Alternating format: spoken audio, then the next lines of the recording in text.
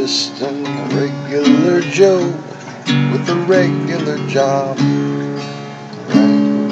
Right, suburbanite slob. I like football, porno, books about war. Got an average house with a nice hardwood floor. My wife, my job, my kids in my car, my feet on my table, and a Cuban cigar. But sometimes that just ain't enough to keep a man like me interested. Oh no, no way.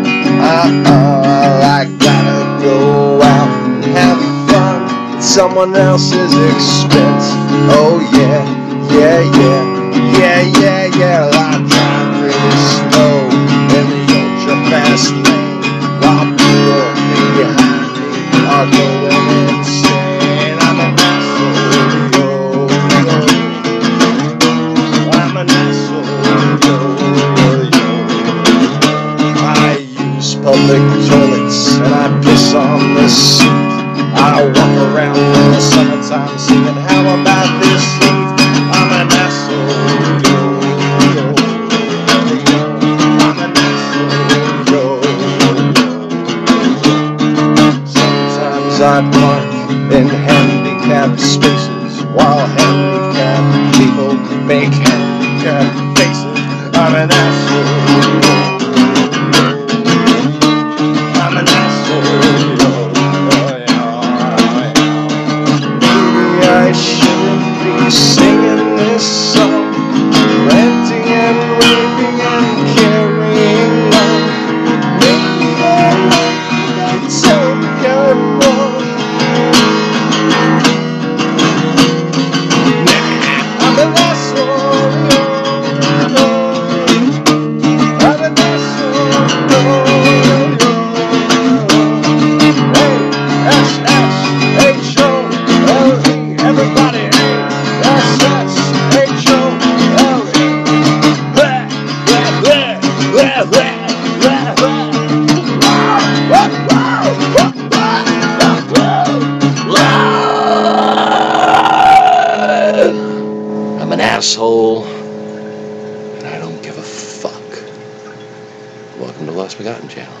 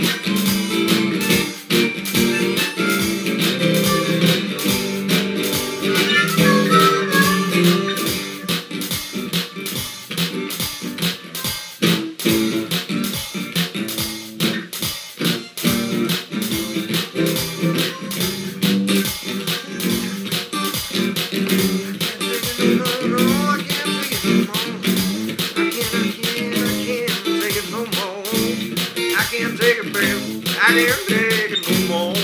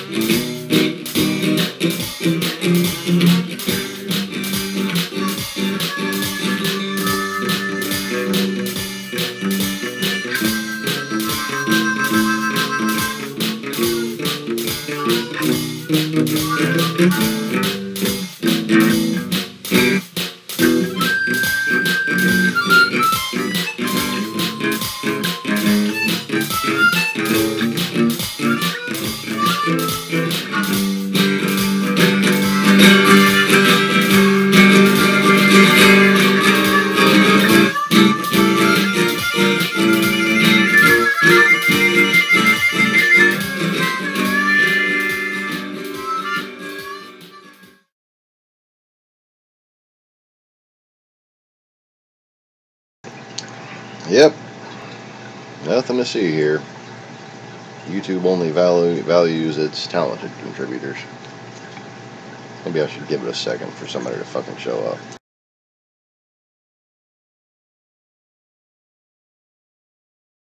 Feeling saucy? Oh yes, we are.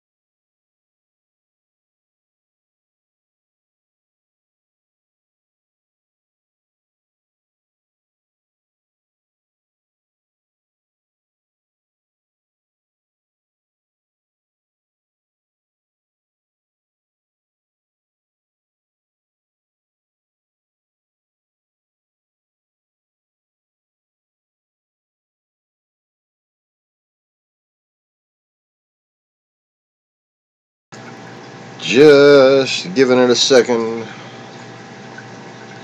Sharing the link.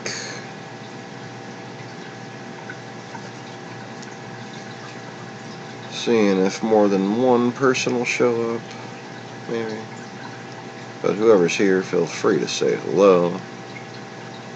Hope you didn't just miss the little Dennis Leary cover.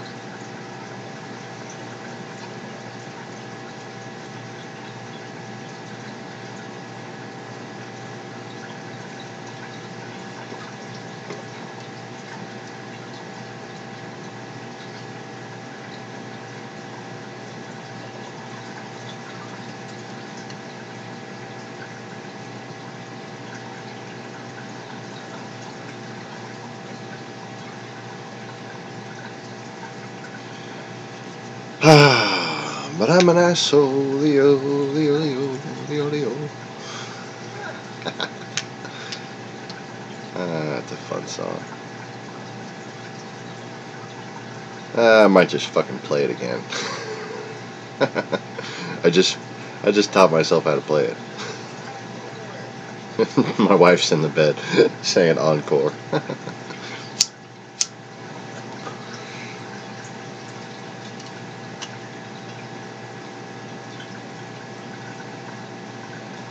I may just wind up doing a little musical broadcast. I don't know. I wanted to take questions about the last few nights. That's why I tried to get on relatively early, just before 1 a.m. As good as I could do.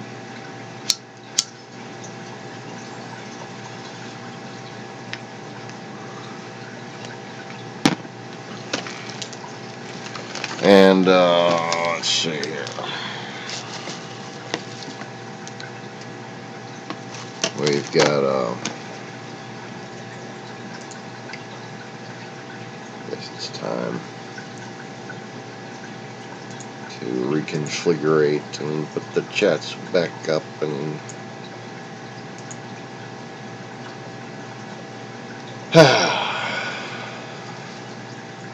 in fact, I'm gonna wind up probably putting on some news here, because my fingers be hurting. I can't really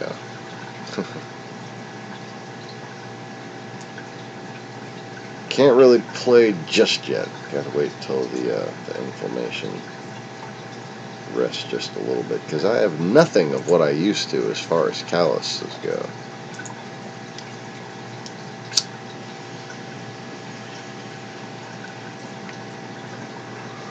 You know, those guitar players' calluses don't exactly stick around when you don't play guitar but twice a fucking year.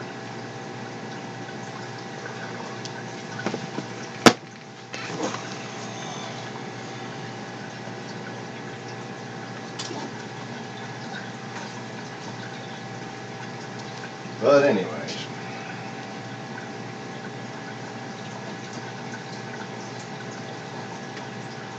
good morning.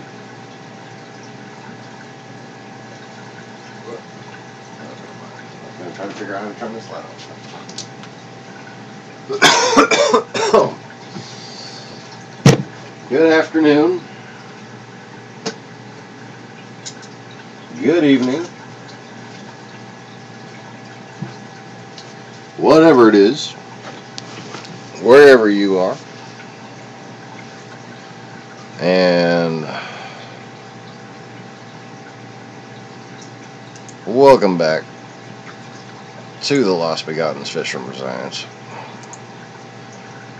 also known as the Easy Reefers Fish Room. But I'm not the host of Easy Reefers. That's Clark Kent. Yeah.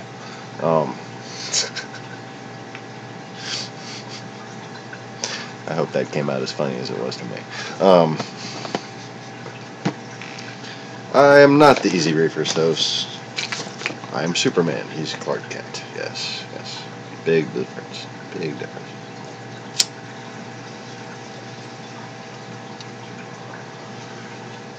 But anyways,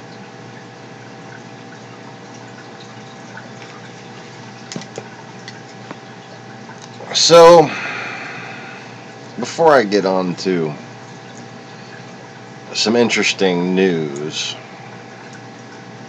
I wanted to take another look at some of the images I had selected from this little compilation earlier. Like this one. You know, the whole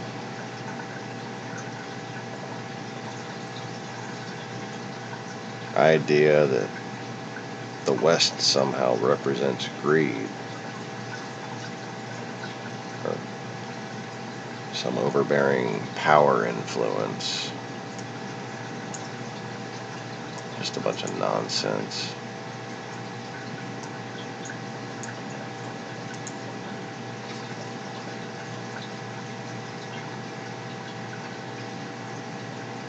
And then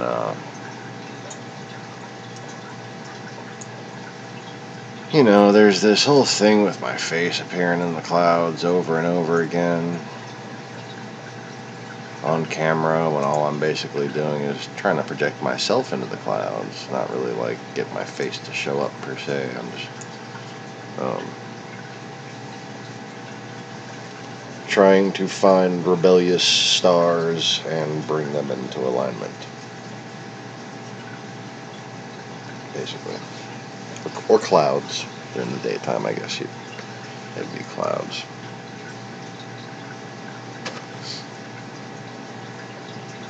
The ones that are just pretending anyways.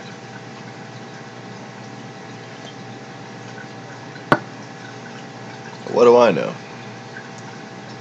I'm just a guitar player.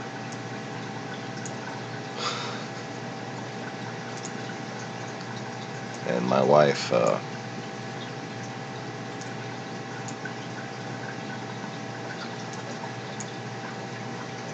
she's just a person that a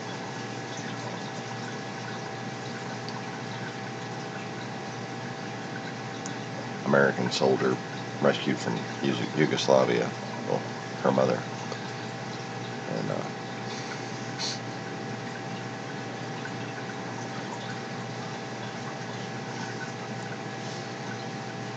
I apparently knew her before she was even born. And I knew her in previous lives.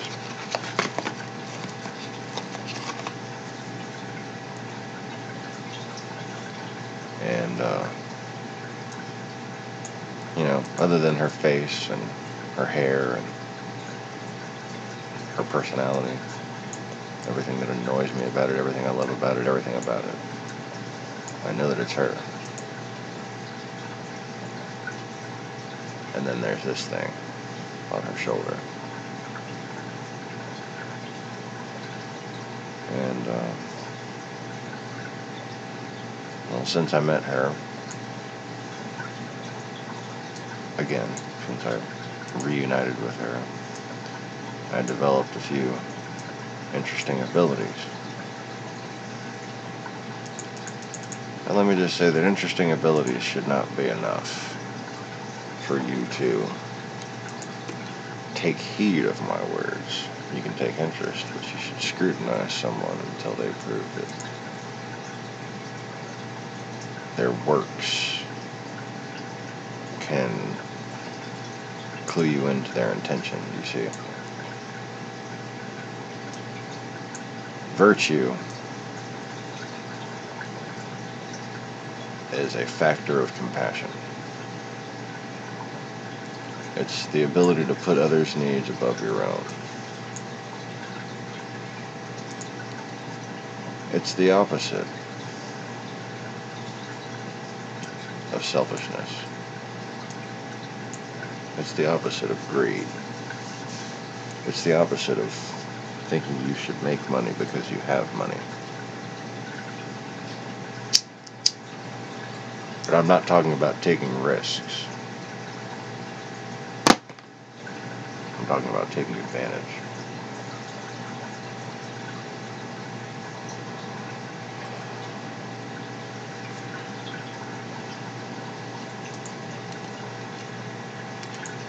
Yeah, America's got a long way to go before it's ideal, that's for sure. That's why I supported Obama.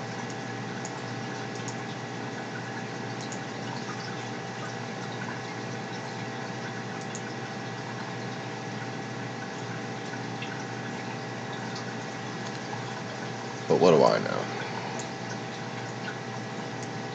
I'm just this guy. Right? What's the big deal about this guy? Why would you listen to this guy? He just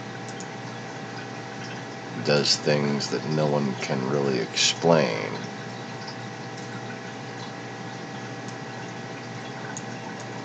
And he says it's all just to get your attention. And it doesn't really matter whether or not the miracles mean anything to you. It's about the greater message. It's about the danger that you're in.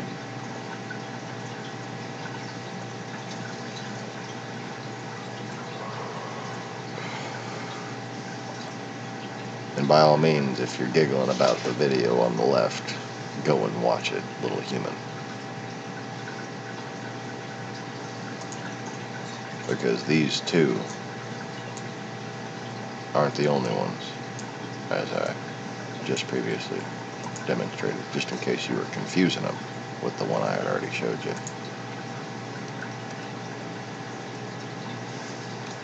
And yes, in the top right corner, the bright mark that's going vertically from my hand was a lightning stroke that appeared on cue when I said, you want to know who I am?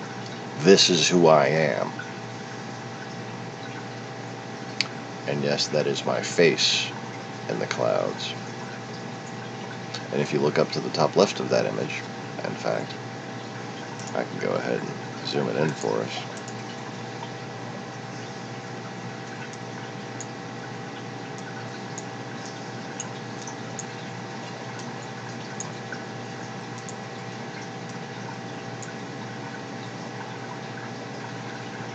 Looks a lot like my wife.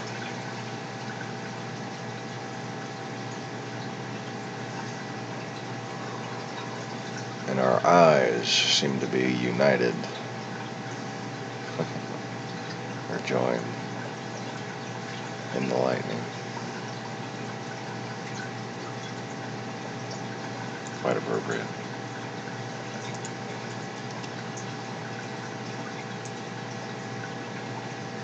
Just think about that, Mr. Pedro.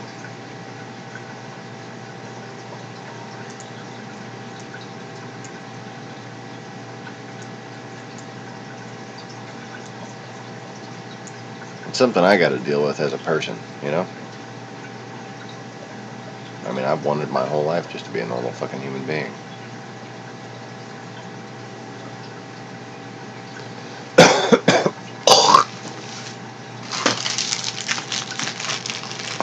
But you see, while there's been a whole bunch of people who have come and said, I'm Jesus Christ,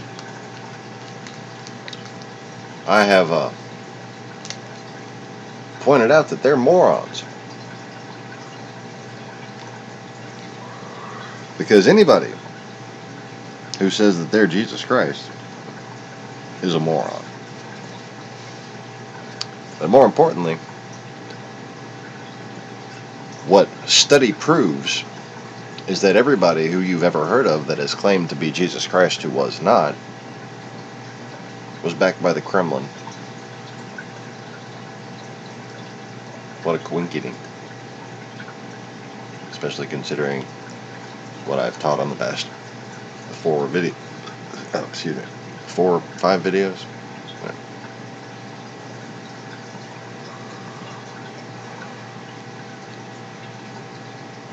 If any man should say unto you, here is Christ, or there is Christ, believe it not.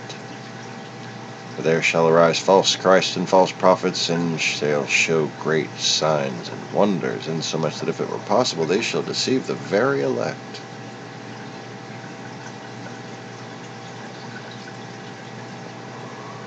Did you see him wave their hand and people start twitching? Did you see the guy with the crutches get up? Did you see him say, there's gay people in New Orleans, and a hurricane eventually 15 years later hit New Orleans? Yeah, it hit New Orleans because I was pissed at my mom, and my ex-wife was pissed at her mom, and well, our powers combined, we are Captain Watch the fuck out. But in fact, I'm pretty sure Kira was pissed at New Orleans at the same time. Oh, wow. I was literally in New Orleans in early August, having just pointed to the roof of my mother's house and said, that's where the water's going to be. And I said, Dave, see your boat, man? Put a chain on it and tie it to your carport metal there, the little latticed metal carport type deal. And sure enough, when 14 feet of water came through there, it only left about the exact top part of the roof showing that I said it was going to be. When they came back to their house, there was the boat, still chained up, safely on the roof of the house. The boat had floated up and over on top of the house and stayed there when the water receded.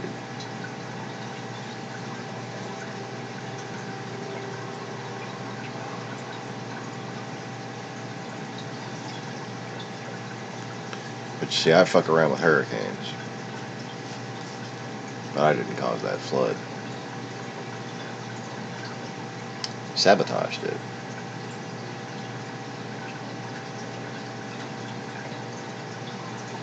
That's something only local people know from New Orleans.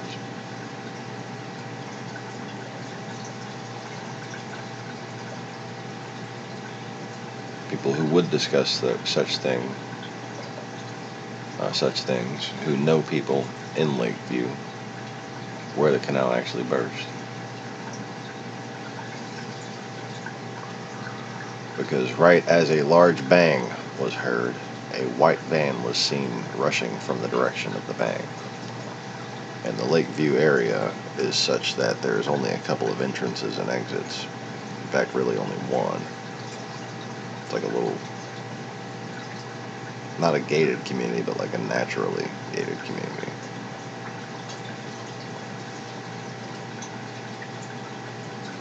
And that canal is part of it. Actually, it's got two canals on two sides.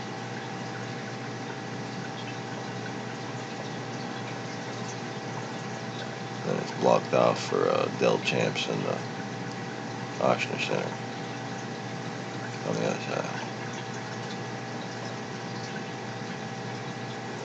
Grocery store, Del Champs. I think it turned into a Rouse's after the storm.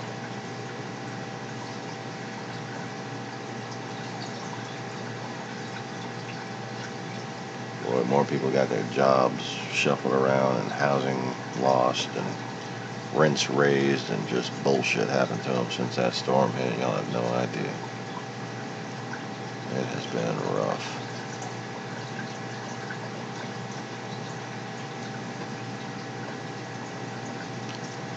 Anyway.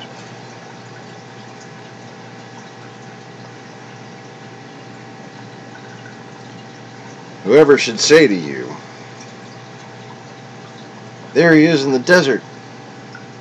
You want to go be with the baby Jesus? No, don't go.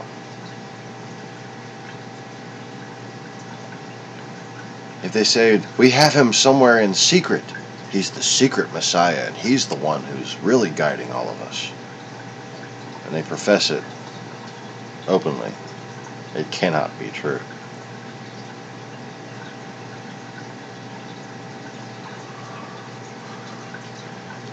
If a Messiah wants to keep himself secret, or if the Messiah, who was the Messiah, returns and would want to keep himself secret,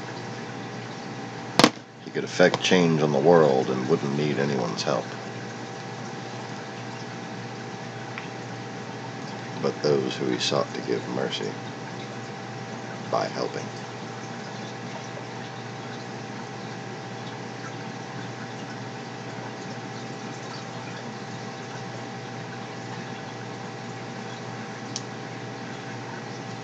Proud of you, Pedro.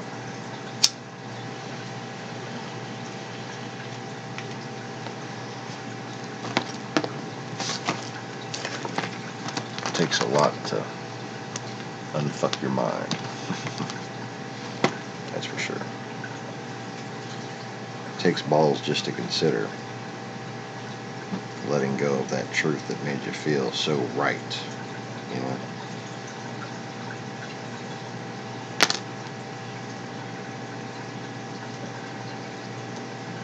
That was the whole point. To keep people who would have understanding from lending their understanding to the very scriptures. For as lightning comes out of the east,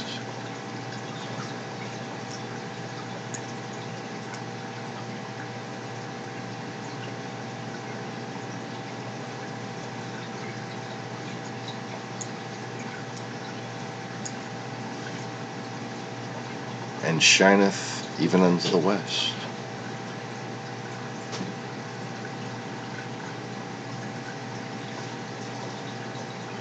Over and over again.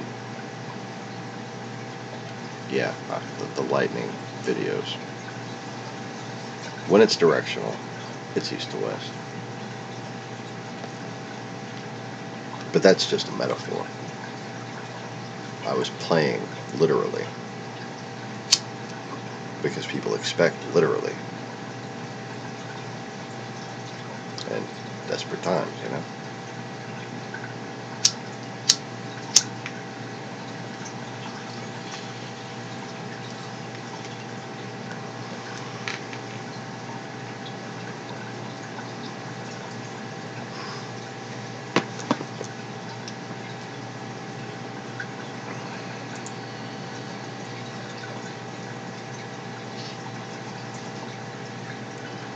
But if that metaphor is properly interpreted,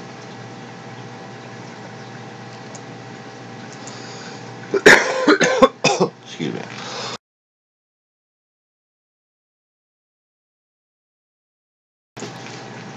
interpreted, not expectorated. If that metaphor is properly interpreted in both the time of Christ and the time of this translation,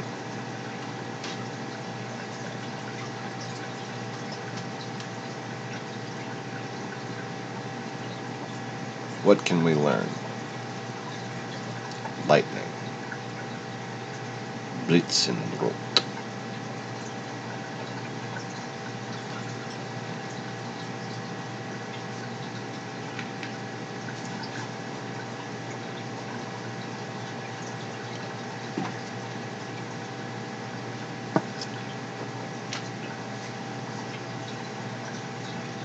Aus der Heimat hintreten.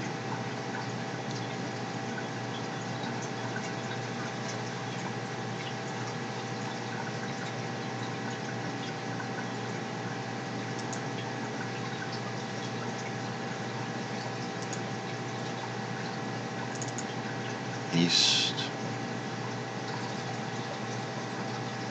to west.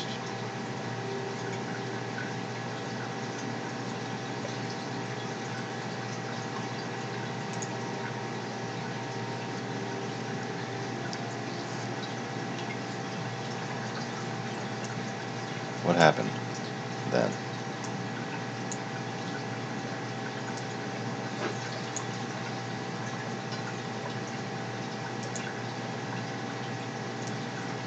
What happened in the Dark Ages? Were they as dark as we're told?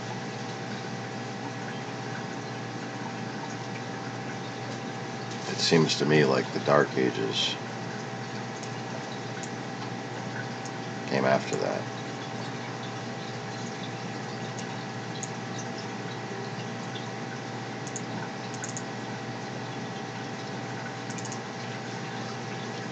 I really need to get these in the same place so it doesn't take so long to get all of them up.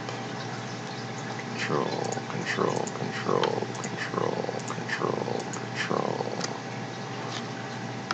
C, V.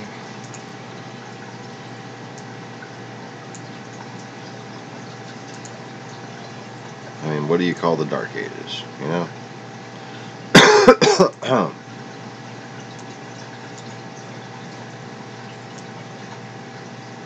This seems like a pretty dark age to me.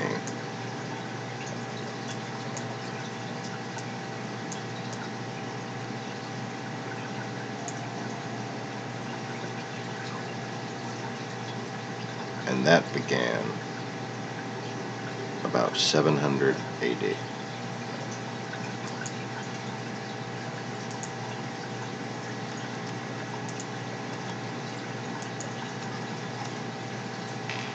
So what was going on before that?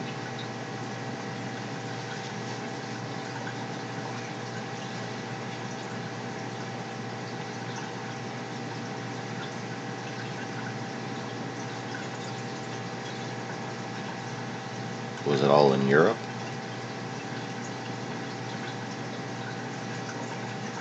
No.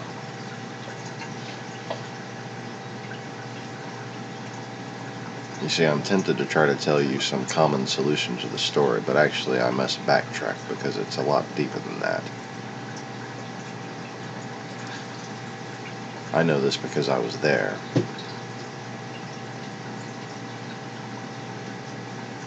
And I can tell you things that they have locked in chambers and keep secret from you.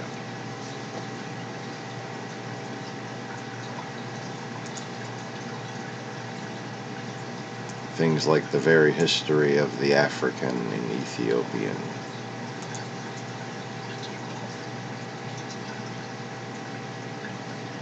Would you like to know?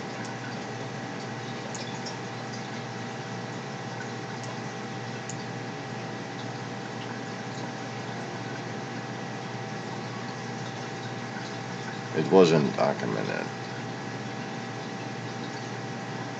I haven't deciphered the encoding of the Persian kings yet because they've been arranged in such a way as to hide my lineage.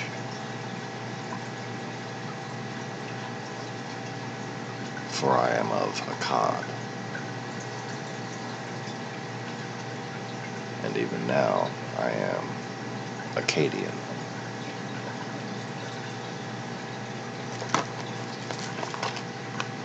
But I am also a Morris.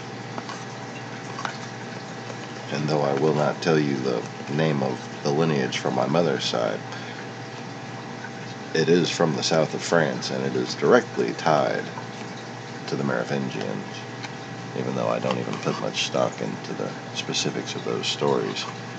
They're one of those side stories that's supposed to look like a truth but make it seem silly, and to lead to dead ends and distractions. You know, like Stormy Daniels.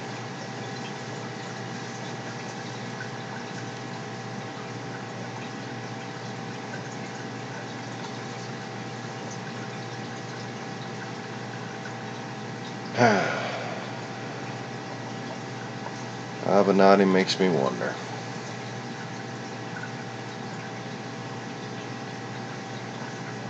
I'm gonna see. I am testing Avenatti.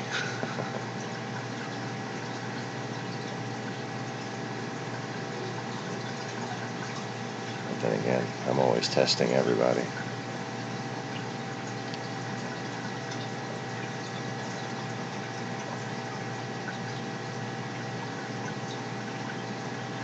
Let's see, when do they say that the Hittites came? Because it was certainly after that.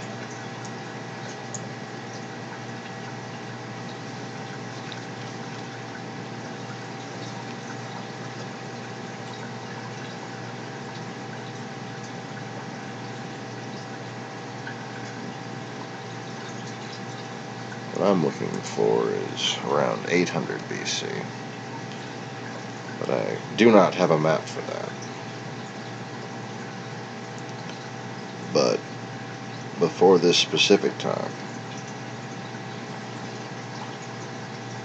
the alliance between Parthia and Media, and that's Upper Meso-Persia, and the Scythians, in actuality,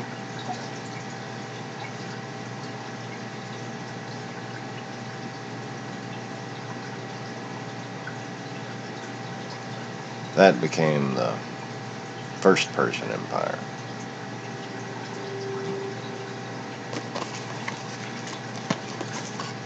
And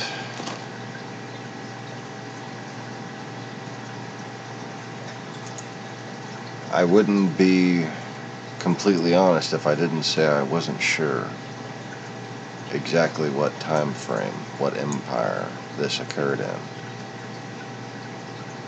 who ruled it. It's a lot to take in. It was a very long time ago. I know that much for certain. And it was before my time in Rome and Germany. That much is certain.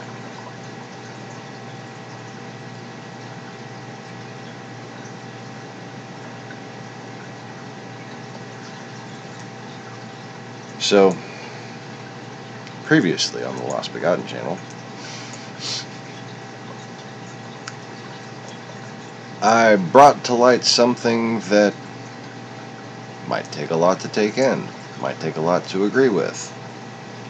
One might meet with a high degree of skepticism, and that's perfectly healthy. Because when somebody makes an initial claim, it is the propensity for demonic possession that makes someone scoff and laugh and want to mock them.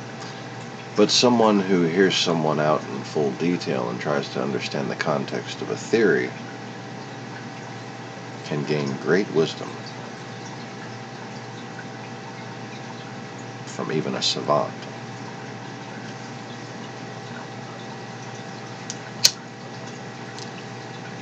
Even a crazy guy on YouTube who thinks he's Jesus, and for some reason the universe kind of acts like it.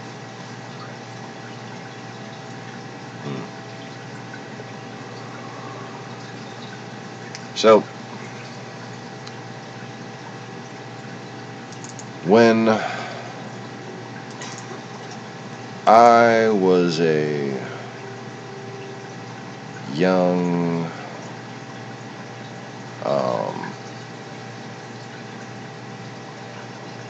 warthog. No. When I was a young warthog. Never mind. Oh, I had a little picture for it. Where'd my little New Zealand picture go? Oh, can't find anything when I want it. Damn it. There we go. When I was a little boy in New Zealand, or a little, young warthog, whatever, whatever makes it less gross that I ate bugs. I mean, no.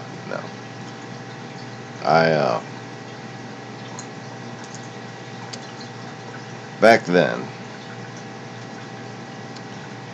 I was a geeky little kid. I remember quite well the age of 5. I remember quite well I remember my 3rd birthday. I remember exactly what I got and how long I played with it. It was a Brio figure 8 train set. Wooden trains with the orange subway-like 3-car set for the cars.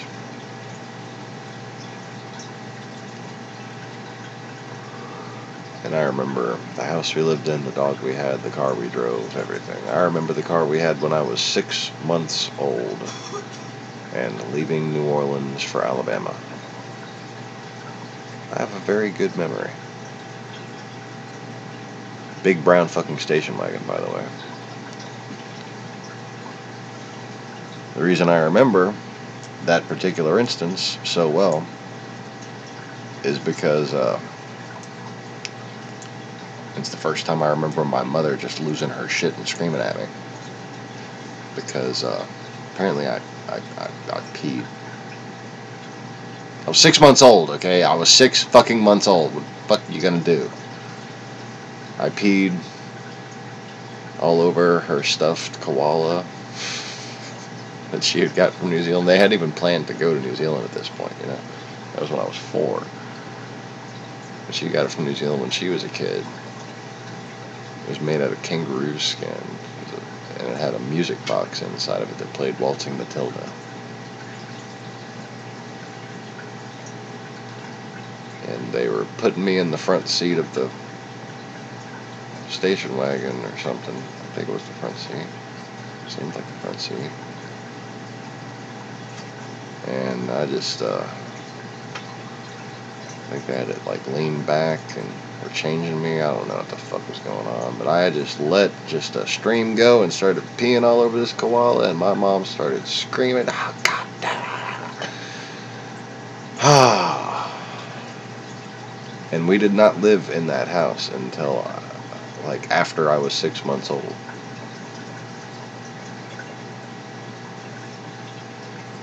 We did not have that station wagon after we lived in that house.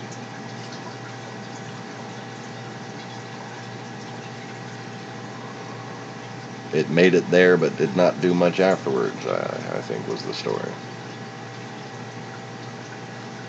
And they wound up buying one of them big 80s vans with all the windows and the seats and the antenna and all. One of them first like A-Team style vans. And my dad bought the MG B, or NG, was it an A or a B? MGB, that won the Cannonball Run in 1979. A little sports car made in Britain. And that thing sat in the fucking garage. I was, I'm like 2 and 3 years old, just staring at this little hopped up sports car. Well, 3, and yeah, would have been 3 to 4.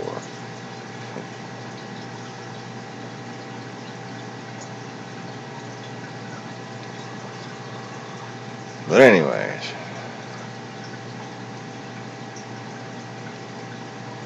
I remember when my sister Sherry had this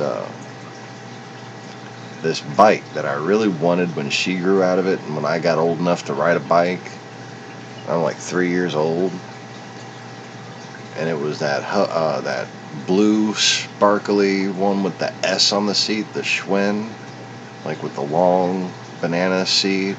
Like, it was a cool look. It was a boy's bike, and like if you saw them nowadays, they're just like one of the most collectible fucking bikes of all time. The Schwinn S blue sparkler, fucking had tassels. It was cool, man. And she came in whining because her brakes were not working, and my dad was about to leave to go somewhere, and he wouldn't be back for a while, and I could picture, even though I hadn't been shown, I hadn't seen anybody do it, I could picture exactly how to adjust those fucking brakes. And I remember getting frustrated because my hands weren't big enough to even fucking hold the tools. I couldn't even get my hand around a pair of pliers, much less use them.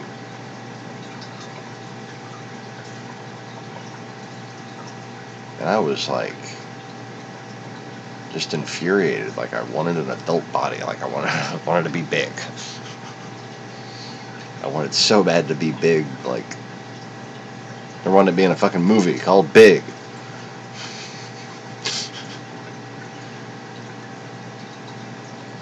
Came out right after that. May have heard of it. Tom Hanks. Anyways. So yeah, very clear memory when I was a kid. Very clear memory about things in general. That's what helps me study long periods of time, and that's what helps me study the past 30 years.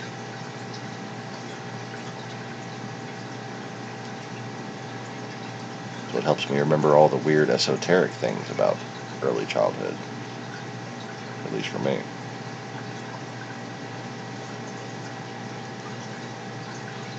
And in New Zealand, we used to get taught by the local Aboriginal tribe, which was called the Maoris. You haven't heard of them. Maoris are the native New Zealanders. And they do those haka dances, where they make the ugly face and scream. Yeah. Kind of like I did at the end of the song.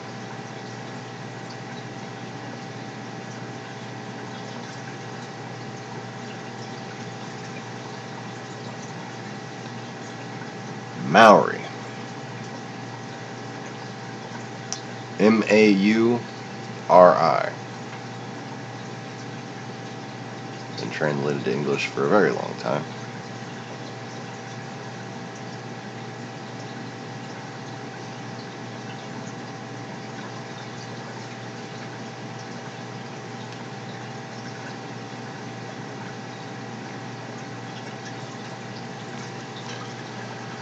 Maori.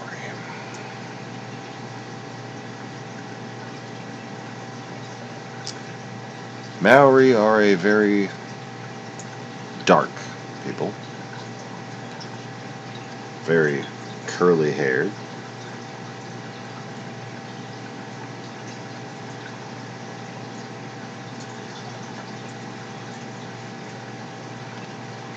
Not quite as curly haired as people in Africa.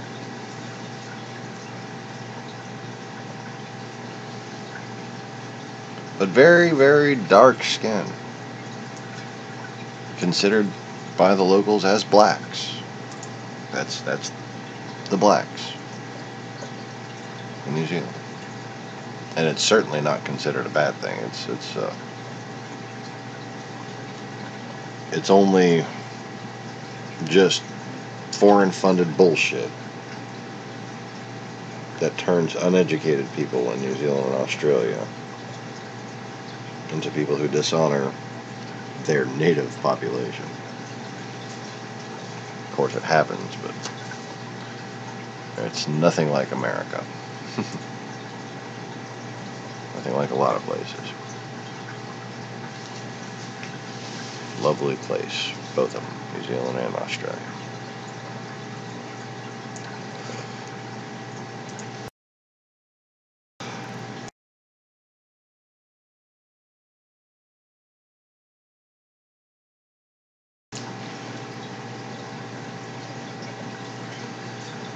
But, like India, like I said, despite the very dark skin,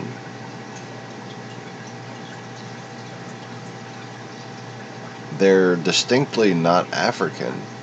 You can tell by the hair. You can tell somewhat by the build overall.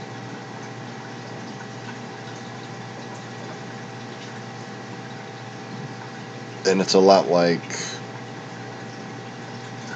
modern India.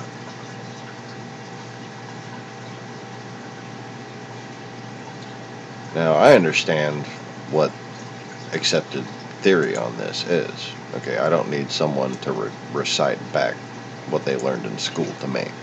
I probably made better grades in school than you did, okay? In fact, statistically, that's very likely.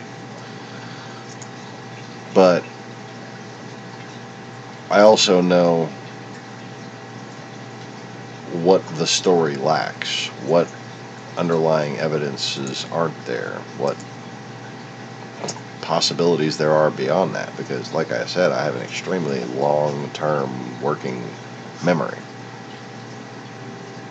And I can picture long periods of history quite well. Lots of people do lots of things differently well. This is one of the things that I do well. I'm not a stable genius. Okay? I'm an extremely unstable genius. I am not a Jeopardy whiz. Okay? I'm not somebody who can instantly recall things. I am someone who likes to patiently take my time and completely understand something. And by having no ambition, my mind remains unclouded.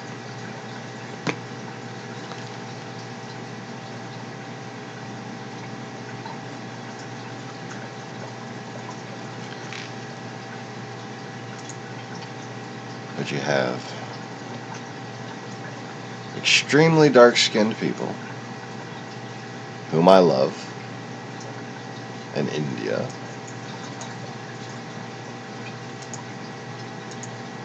and you have extremely dark-skinned people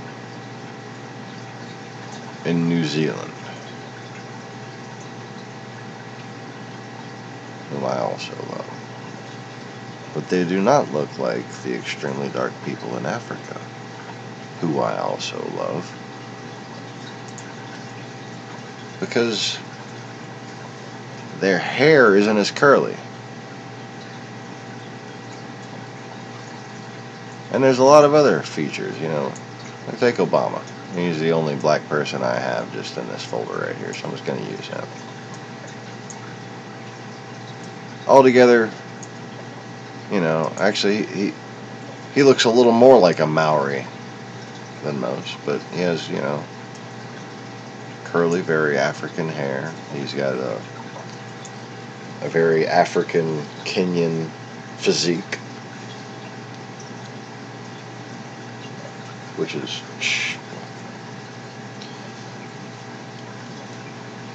one of the best performing physiques around, in most opinions.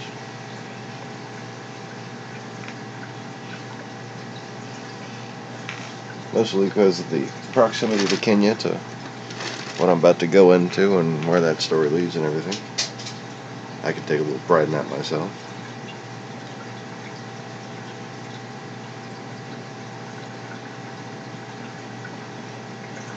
It's why the Morrises are usually a little taller than most people.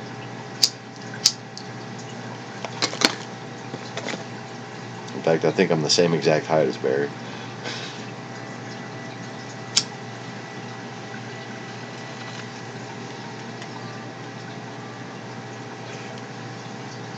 But in India, they don't just have straighter hair. They've got a more a smaller build, if you will. Right?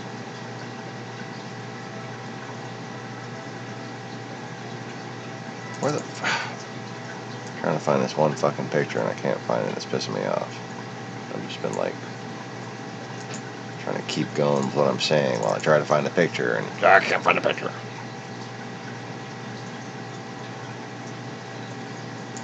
No, not there. Okay, it's in news.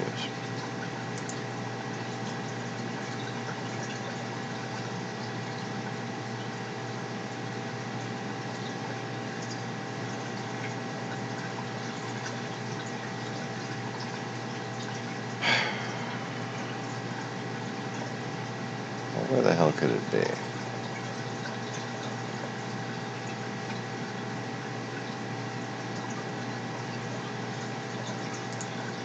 Coming to a fucking standstill. How about that?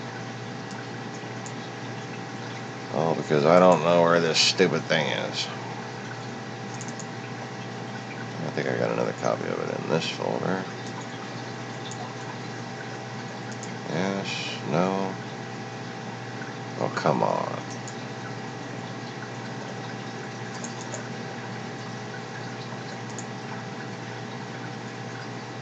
I need just a freaking picture of an islander for visual reference. It was gonna be so seamless, and then I couldn't find it. And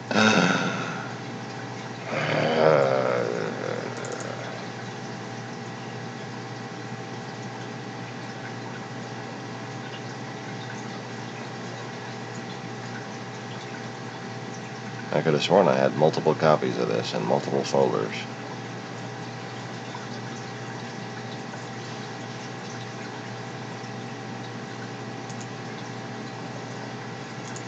But what do I know? I'm just a caveman.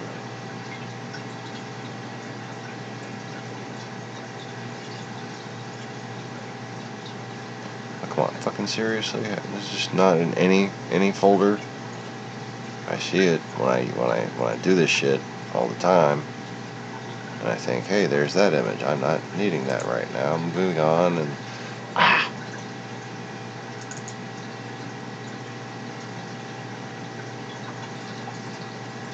nope, not in that one.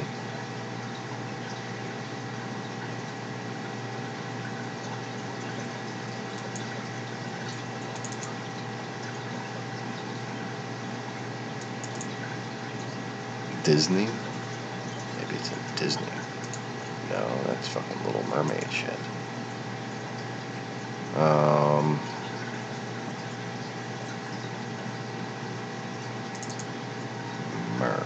about that?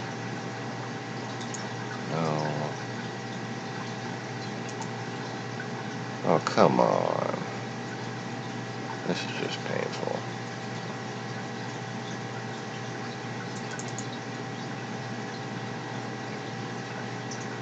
I'm gonna completely forget what the hell I was saying by the time I find this image. And it's not even that important to what I'm saying. But it's just the principle of the thing, I tell you.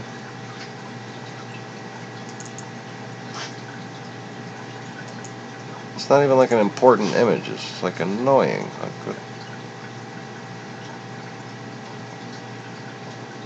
It's Maui, for fuck's sake. It's a still shot of a movie of a cartoon guy. Just an ordinary demiguy. Really? Okay. How the fuck has it just disappeared? I do not understand.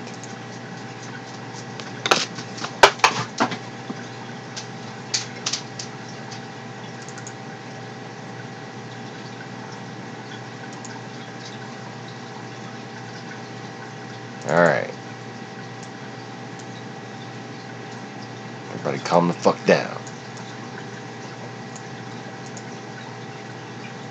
It's gotta be somewhere around here. I can smell it.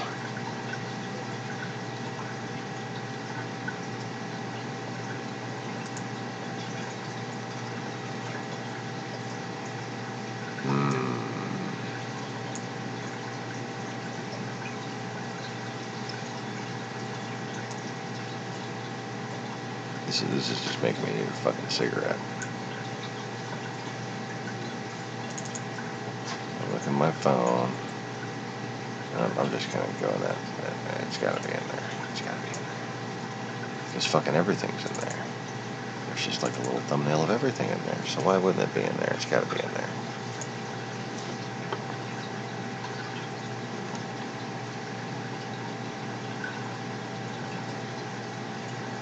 Problem is, this is a gigantic folder, so it's gonna take forever to find.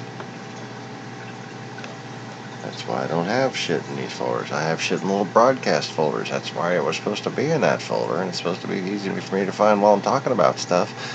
So I could just drag it in the window while I'm talking about stuff and not have to do this stupid shit and try to be entertaining while I frantically search. Because it doesn't work very well. I know. I'm aware.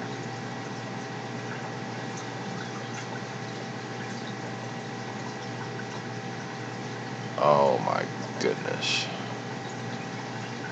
I mean, just... Why? Why must I be doing this right now?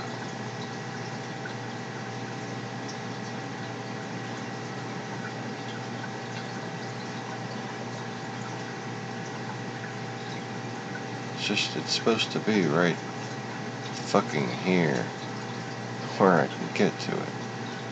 Why is such an innocuous image disappeared from my computer? I mean, there's one thing about it that isn't innocuous, but, you know, it's hardly something you'd normally want to mention or would want to take a whole lot of effort to debunk. It kind of sounds crazy when I fucking talk about it, but I might as well talk about it because I'm running out of shit to say to even justify this little side track here while I scroll.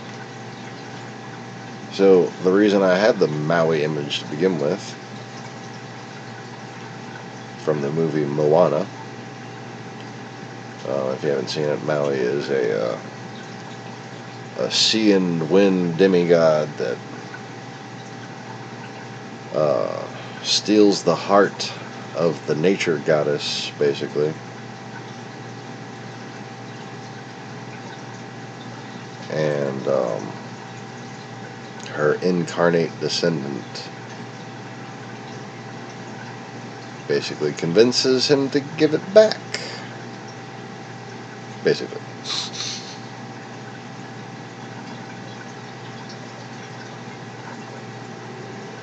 And Maui is a Pacific Islander, Polynesian, big,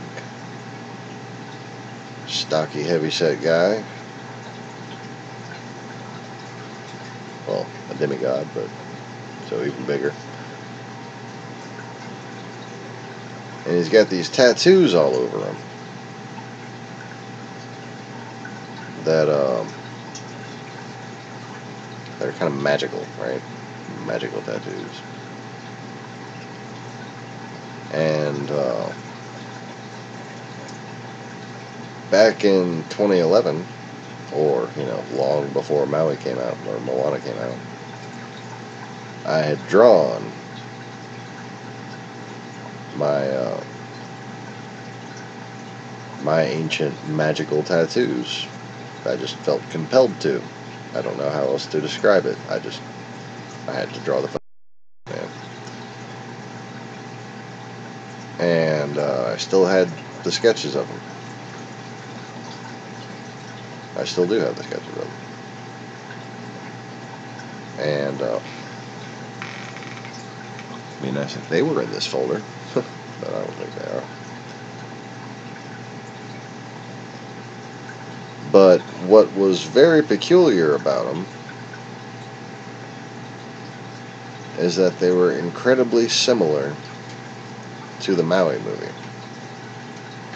And now the Maui movie came out after I started telling the Yohanite genocide, and then got to the point where we were at the Pacific Ocean and trying to make our way back east, and didn't really know the way.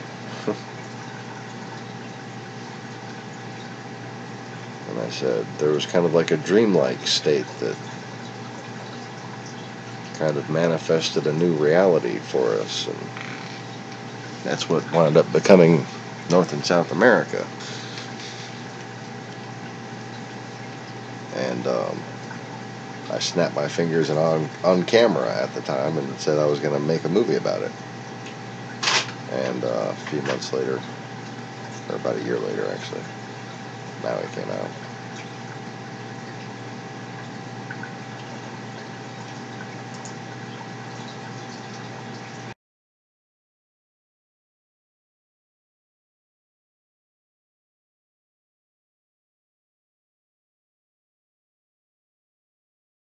But anyways,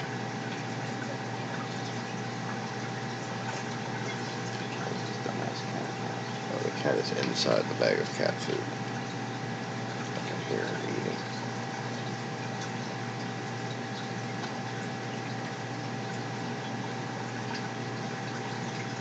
Why is this fucking image just nowhere? I have seen this image in several folders, and this image got deleted. It's just a fucking image from the movie of Maui chilling. Let me see if it's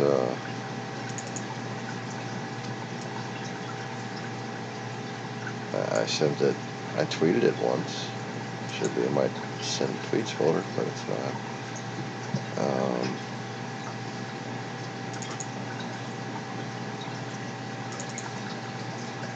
Let's see here.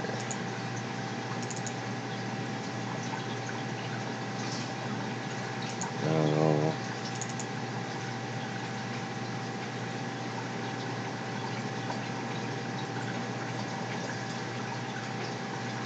No. This is fucking retarded.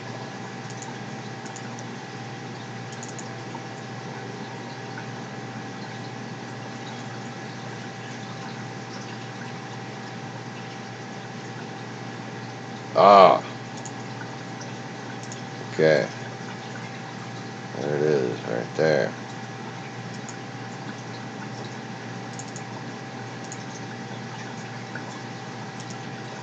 Paste another copy in here.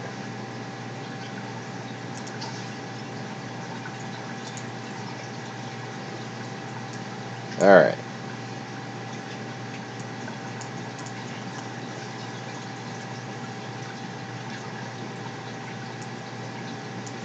So Maui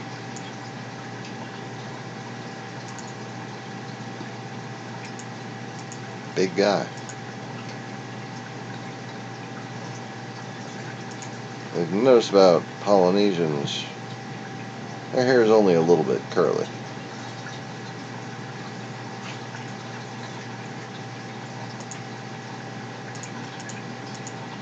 Yeah. Just a little bit curly.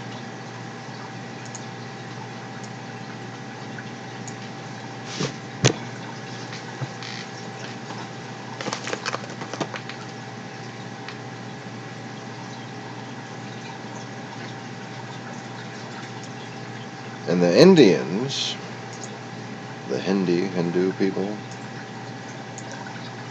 Ganges people,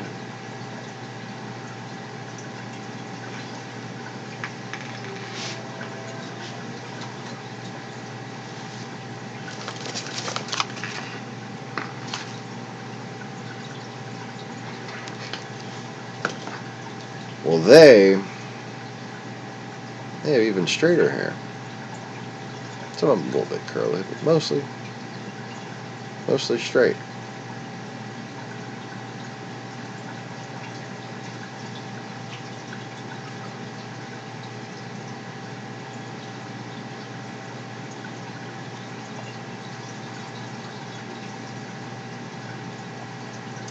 Oh, Pedro, King of Ur.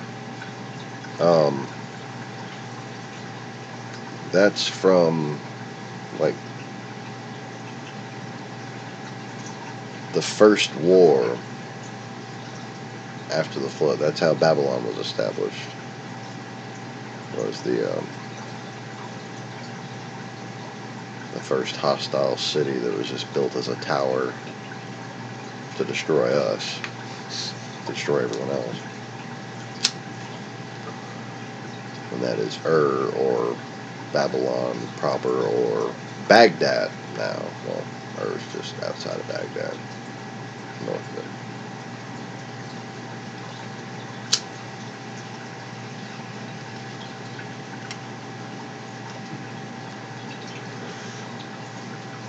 Okay. So,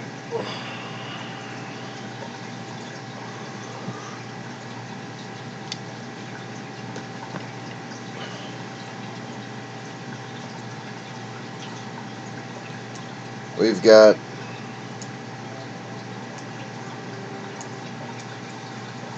Polynesian people that are blackish. We've got Indian people that are blackish. We've got Maori people that are black. We've got some Indian people that are black, but they just have different hair. Okay. Laney.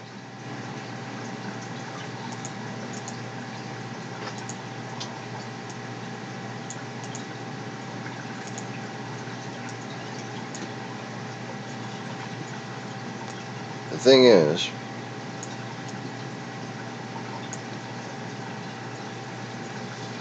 Barry wasn't born in Kenya. And neither were black Africans.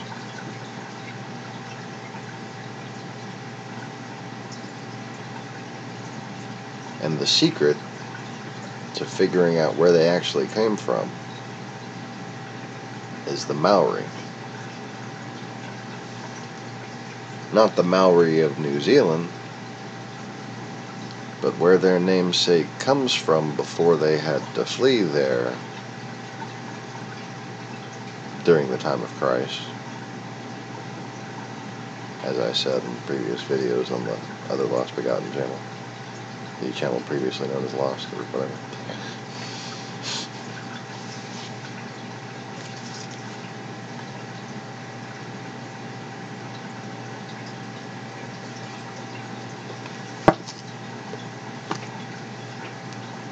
You see, I don't have to have a fancy fucking presentation or a fast pace or entertain you, because what I'm giving you on this channel is wisdom. So if the Google, Russian, YouTube fucking collusionists think that their arguments are going to hold up in court, be prepared for fucking focus groups to be asked exactly how interesting they find these topics. Because once people start watching these things, and a lot of people are willing to hear somebody out. A lot of people are willing to hear somebody out. Once they hear my perspective on things, they want to know more. And they binge watch the fuck out of my channels.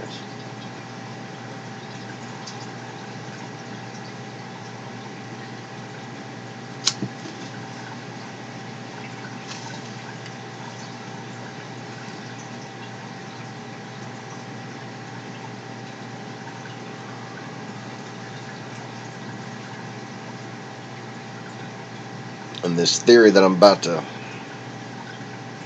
explain to you, in fact, this fact, this memory, this knowledge that I have,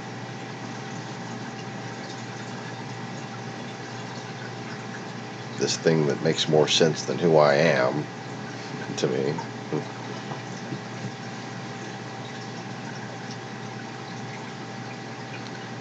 it's gonna debunk the crazy fucking theories that Alex Jones and all these different, oh man, just so many different fucking channels have made so much money off of brainwashing people with about the Anunnaki.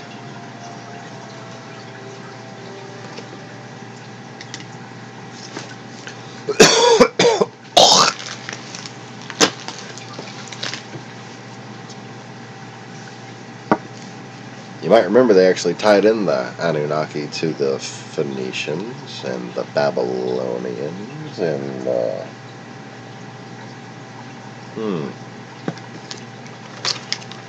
Upper Meso-Persians.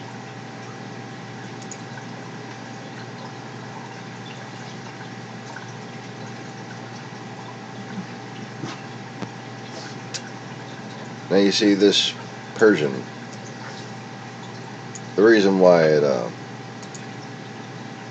doesn't go to the north and why there's other shit written up there is because they just make that shit up.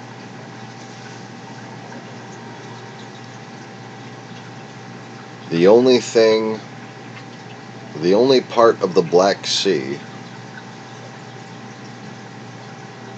or the only part of Europe showing right there by the Black Sea, that wasn't the part of this same empire, for all intents and purposes, was right there where it says Thracians, and you see the S.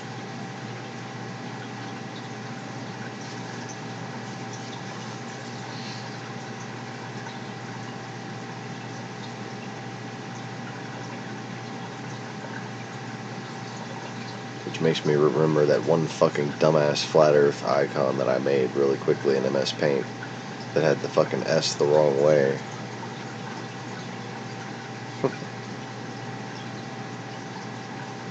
But actually that backwards S is accurate as far as the flat earth S goes.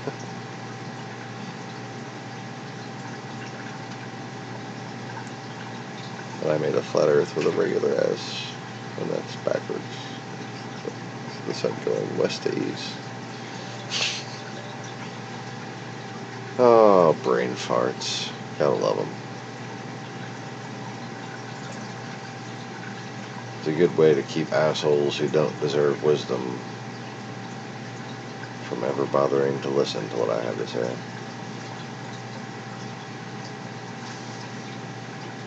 But anyways,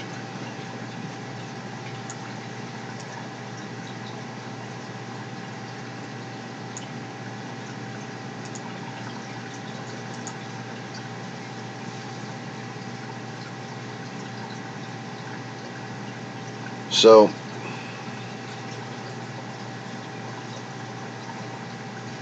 The reason why Alexander's army and Xerxes' army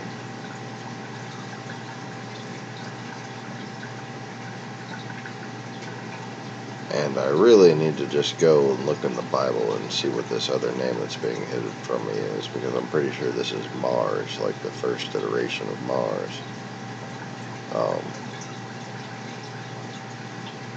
Like this is when the devil got cast down. Okay, this is big shit here. And he became emperor of Babylon. And that's the first Putin Stalin type titled emperor of the horde that went forth to conquer for his own sake.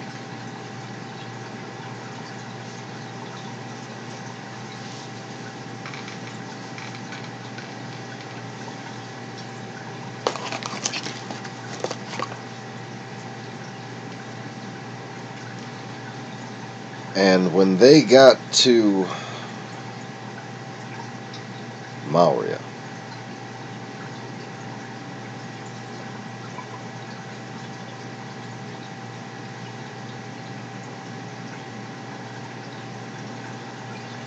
they came to an interesting combination of people.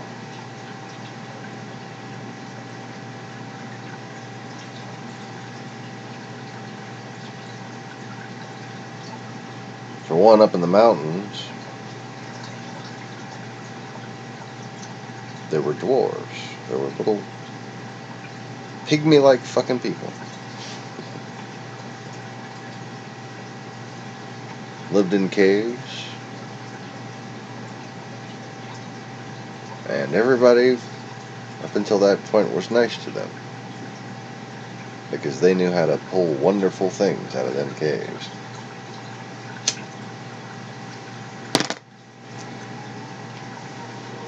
That story's for another time. The other people, they found along this first great river in the mountains.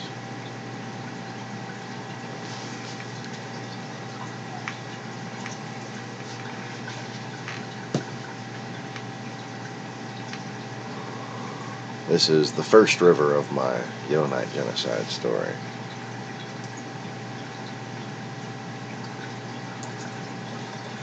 That is,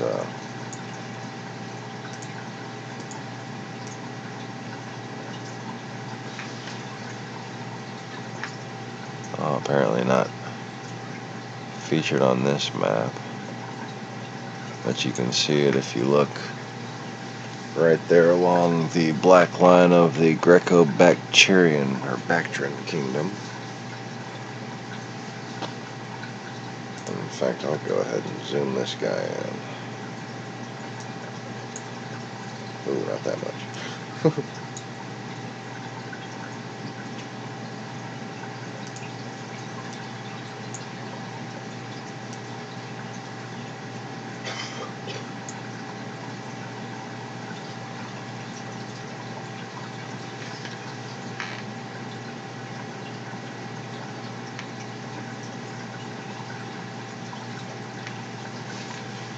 Now that river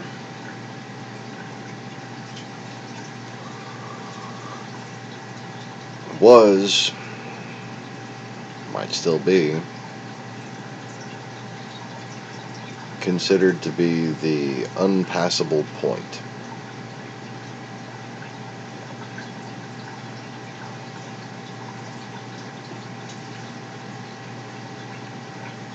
And the people that lived beyond there were considered to be unconquerable. And it wasn't because they had any sort of advanced military, not at that point.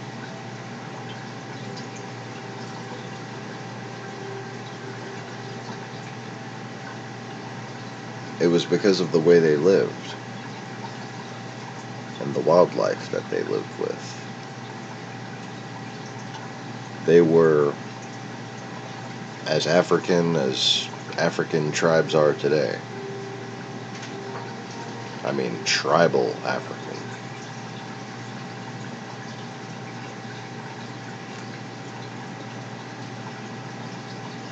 And they were the caretakers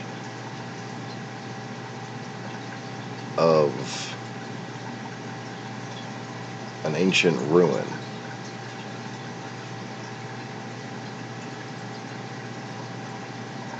Even at that time considered to be sacred. And they would not tell anyone where it came from. They would not tell anyone who they were.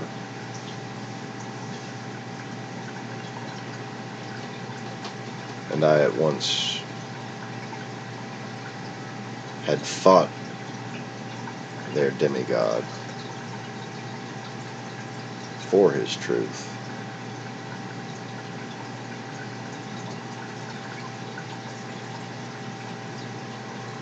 When a long time ago they had given my family refuge, and we established peace with them.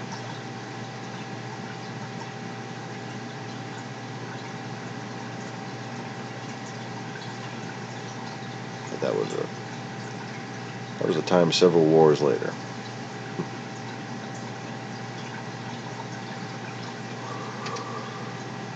Back in this time,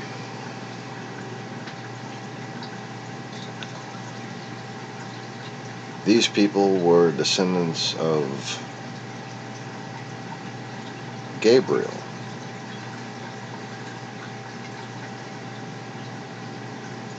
who was the spirit that manifested when Cain slew his brother.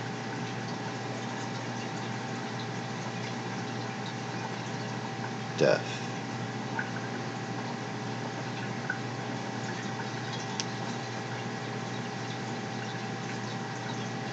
And I really do think they have it backwards. And I don't know why.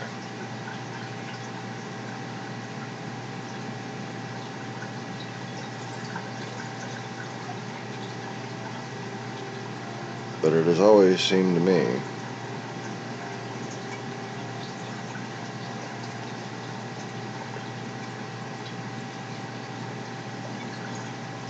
oh, am I flipping it and flipping it backwards? Oh, I think I just had a brain fart. I had a brain fart. Ladies and gentlemen, another brain fart. I was only making fun of my brain fart earlier. I didn't actually have one, but I guess that's this episode's brain fart. Because before I woke up, I had fucking thought they had it backwards, and I was sitting there repeating myself, and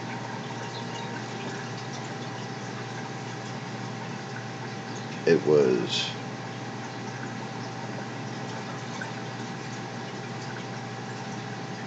Cain who slew Abel.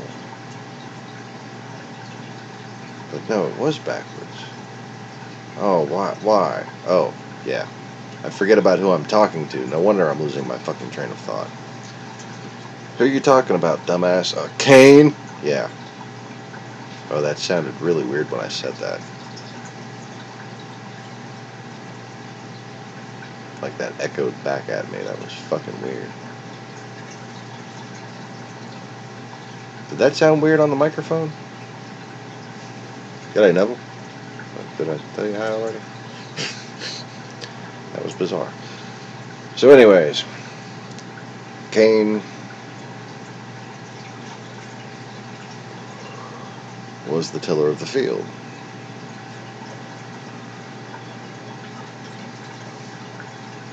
Right?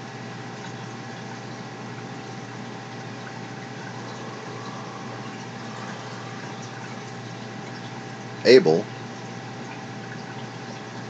was a hunter-gatherer.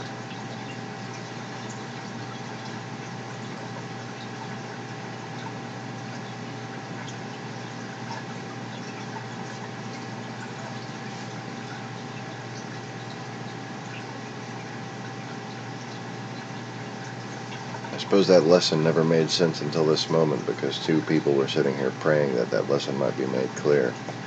And I thank you for that. Here's the lesson.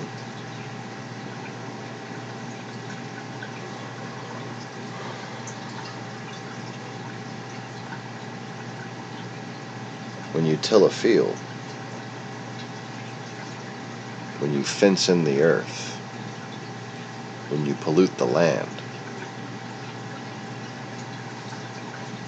you destroy God's creation.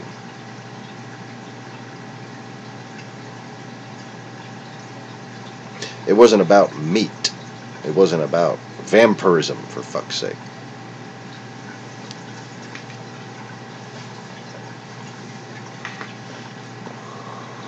It was about purity.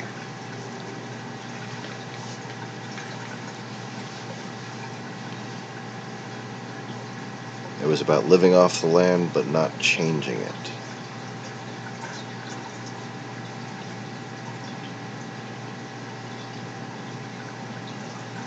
If you wanted meat,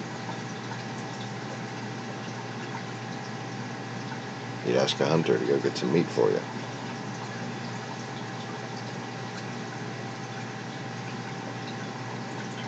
And the price of the meat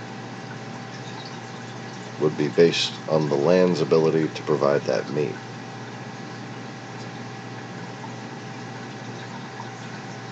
See? More people, less meat. Meat gets more expensive. That's all. Eat less meat.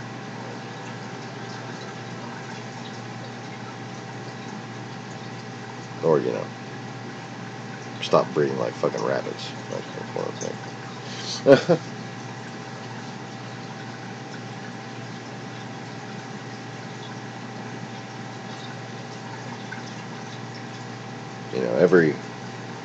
Every order given in an army or in an employment situation or in a family always has a logical expiration. Always has a point at which that order is complete. And be fruitful and multiply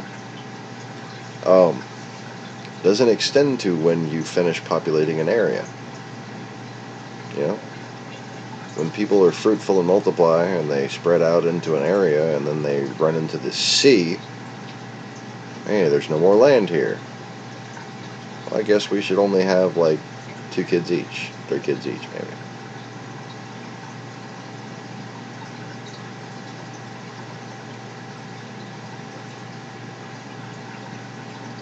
I think 3 to 4 is a good number. Just for, most people to be seeking to have. Because that accounts for illnesses and accidental deaths, and generally speaking will allow the population just persist.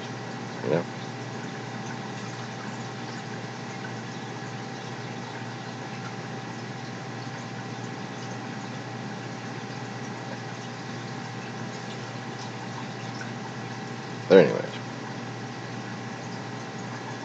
not to get sidetracked too much.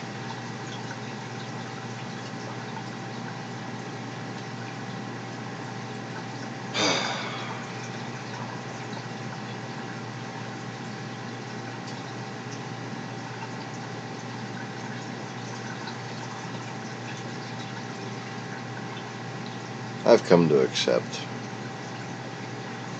farming and building and everything that man needs to be man. There are too many people on this planet for me not to accept it at this point. I'm speaking of old rules and old ways. I'm speaking of the purity of life that God had in mind. And at the point which you humans cease to participate in God's plan, you can no longer blame God for your woes.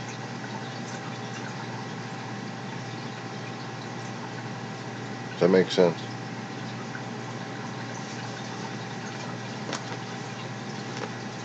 Cain and Abel. That's the choice right there. You know why people who live in isolated areas are prone to disease when visited? Because they have no disease.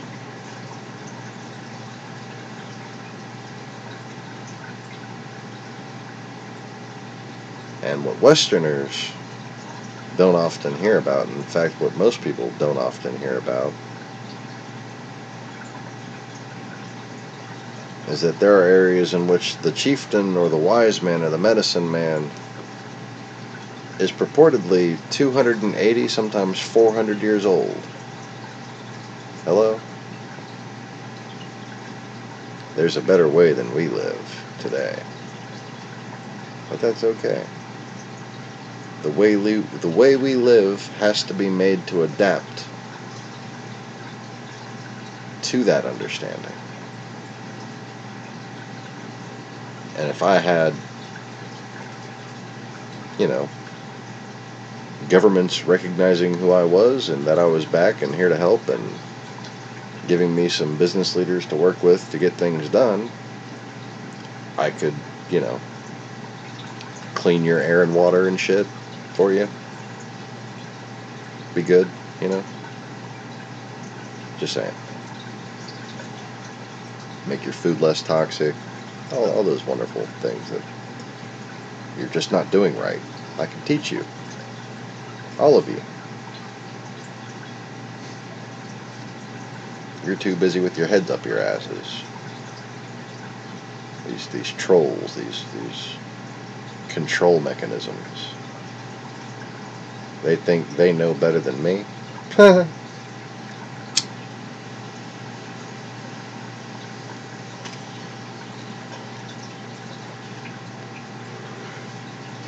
I'm sure you're very good at what you do.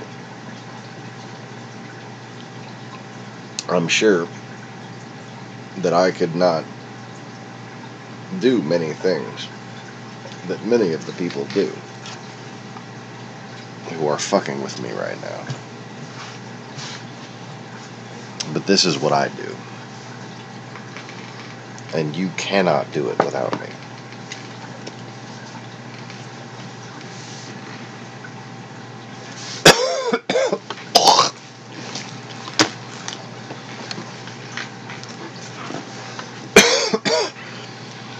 And even if you could come up with all the plans yourselves, which you can,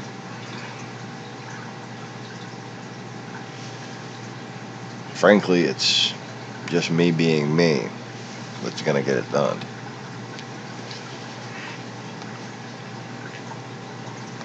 Because who needs people to fall in line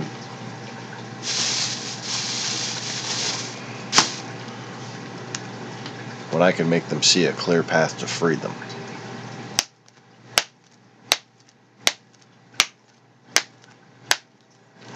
I don't need you to march single file.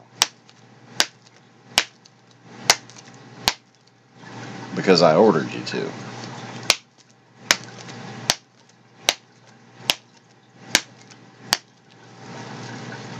I need you to rush in columns.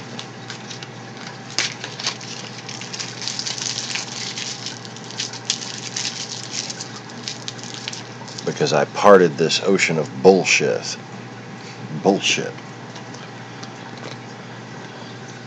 And made it possible for you to move forward.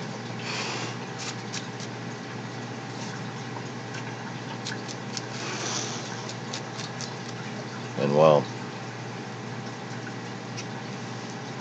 in a world full of bullshit, if that ocean gets parted, and those waves are standing tall on either side of the path, it might take people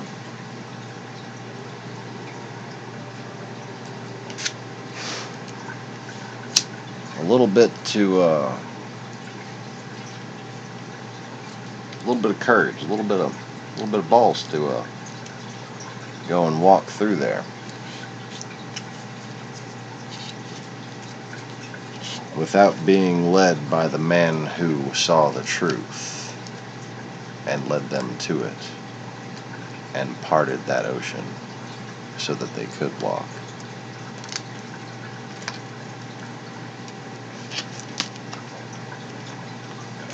Now again, I'd rather just, have a couple little secret helpers and secret funders and just be able to produce videos on here and have governments secretly watching me and businesses secretly watching me and not have to actually be a face of anything, not have to deal with the fucking stress or the pressure.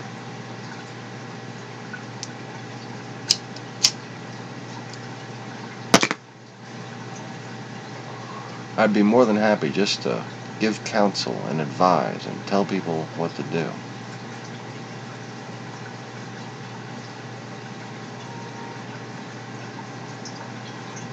Just like I'd be more than happy if they could just figure out how to fucking do it themselves. So that I can have a fish store and just move on with my life. Or a mechanic shop, or just something to fucking do. Pay my bills with, and have fun. Do something productive for the world. Make people smile. Clownfish make people smile. You can't really have a clownfish and not smile. I mean, just, it's the perfect pet. Keep clownfish in fucking 10 gallons of water. You feed it once a day if you want. Twice a day is better, but once a day if you want. And every time you go up to that tank, it is going to be just coming right up to you. Other fish are shy and hide and just kind of swim around looking stupid. No, clownfish will make eye contact with you. Just be like, you come to feed me? You come to feed me? You come to feed me? And their whole body wags like a fucking dog. That's what they call puppy clowns. They're fucking adorable.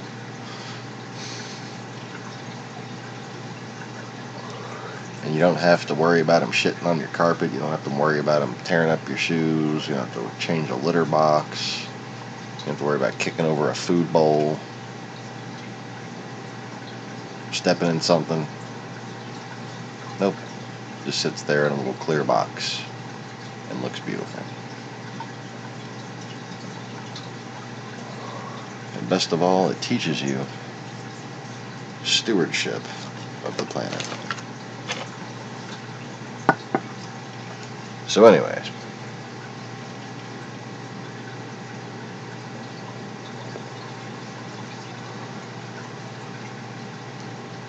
back to the subject at hand, of the hour, of the 2 hours. Wow, 2 hours. Okay.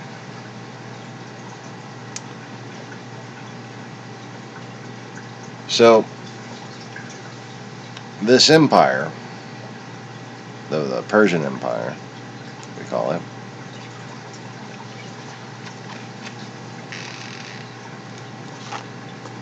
they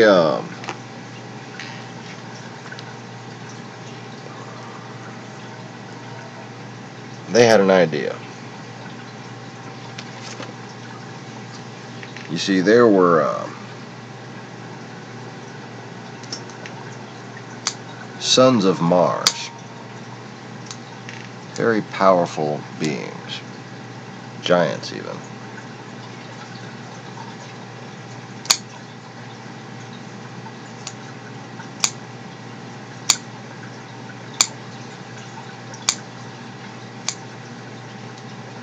And they had been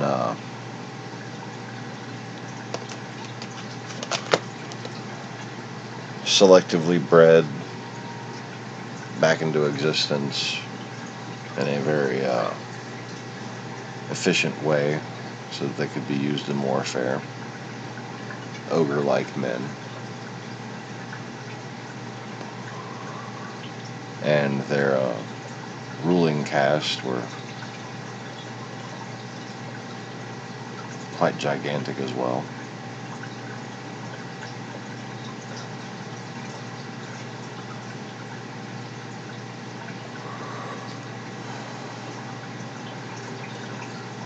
But still,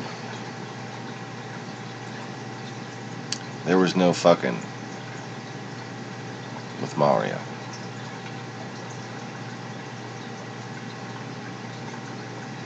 Hither shalt thou come,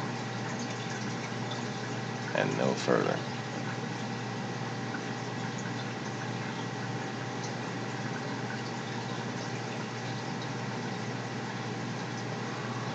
And that pissed them off.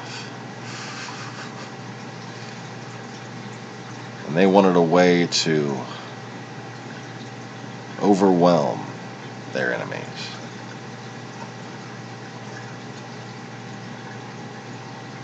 And they were very into selective breeding programs. That's what the Scythians did.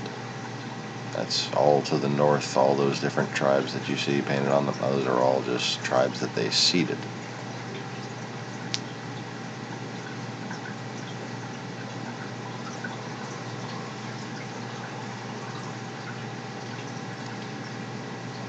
So they went to the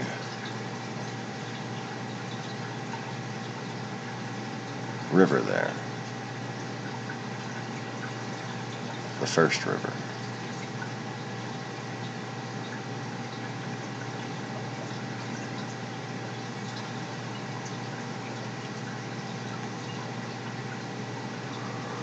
Yes, the very first.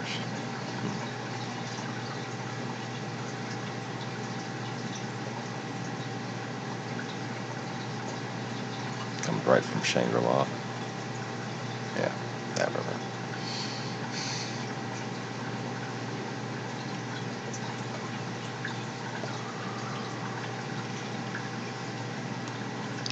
I'm sure they were interested in finding where it led, but could not get there. They needed a people that were suited to the task. And the only place where there was a similar environment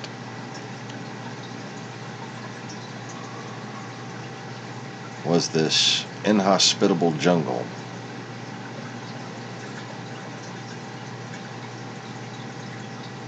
In Africa. Now, where the Sahara is now, the northern plains of Africa, look nothing like they do today.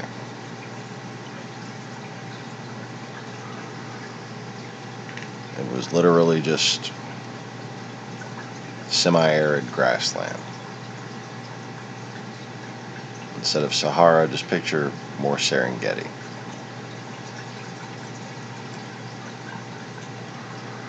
But past that, if you just continued up the Nile, 100 miles,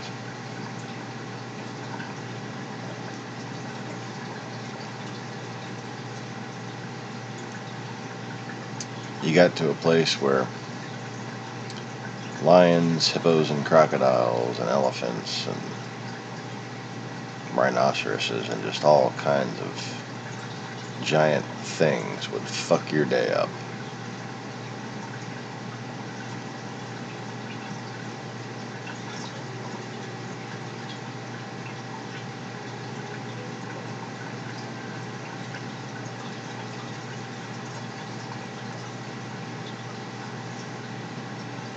Now,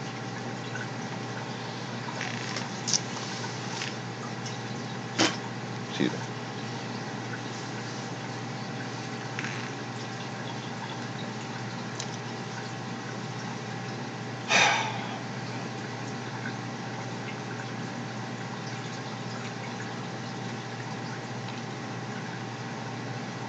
This emperor sent a huntsman to gather captives along the border of the Mauryan Empire, along the river. Because he wanted to take them as slaves. But you see,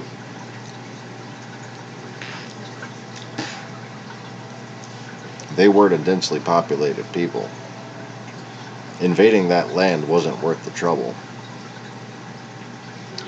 They needed another way to basically make enough of them to be useful. So he took them all the way to the other side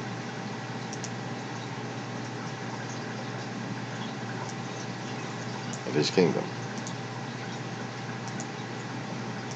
where there was a very similar jungle.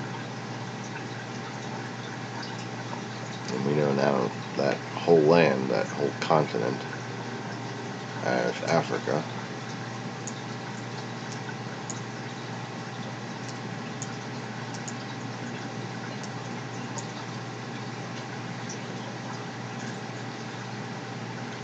And if you go right up the Nile to the nearest place where you find an inhospitable jungle of the time, though it's not very jungly anymore, you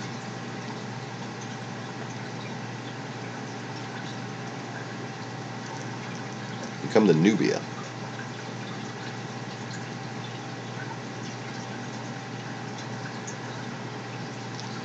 Which is circled right there, right on the border of the Persian Empire.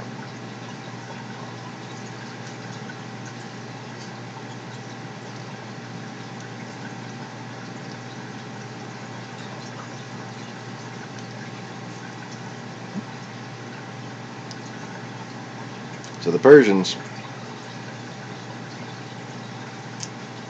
conquered the river and the mountain to a point. Could not make it to Shangri-La.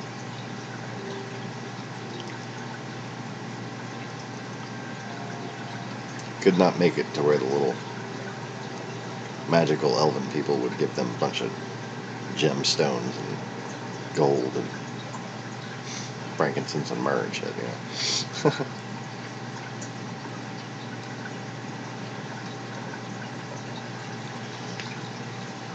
That's what's labeled as cashmere on this.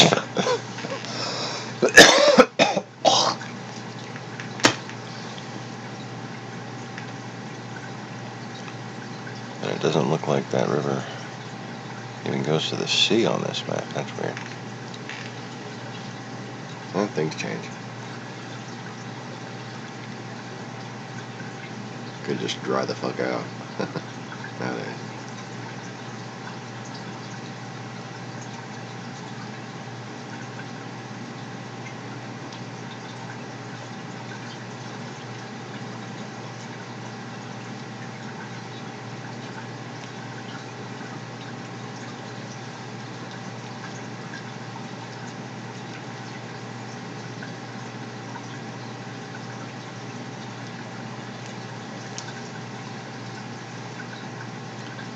So in Nubia,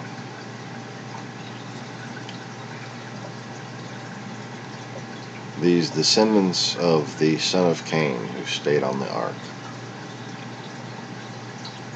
and the family and army and their big colonial power that resulted from their very clever selective breeding programs. Their ability to take a people to a task.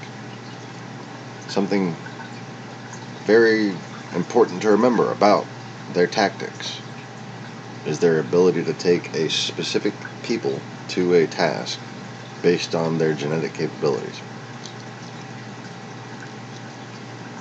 Not to let them choose, to say, you should do this. This is what your family does. You know, kind of like communism. Oh yeah, all the way back then. Communism.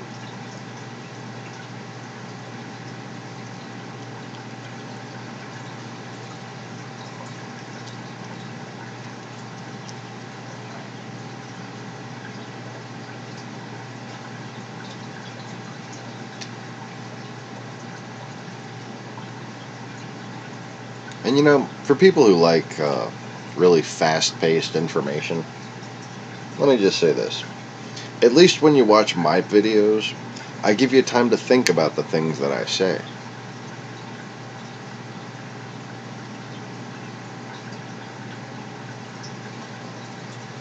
Because as far as I know, it's God's wisdom. And I got to think about it too.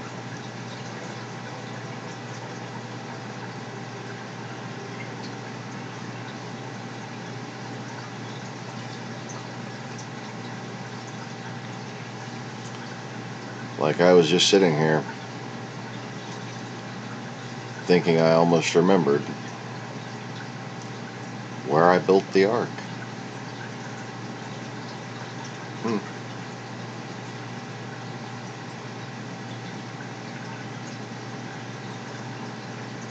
Where exactly Shangri-La was, where exactly Eden used to be. I almost remember. I can almost see the markers I left for myself. Oh, I'm sure.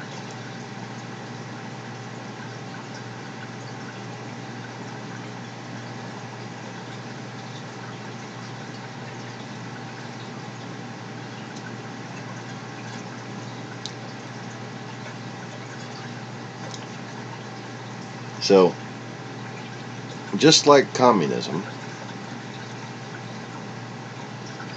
the Persians would take people prisoner and, based on their ethnicity, based on their lineage, assign them to a task.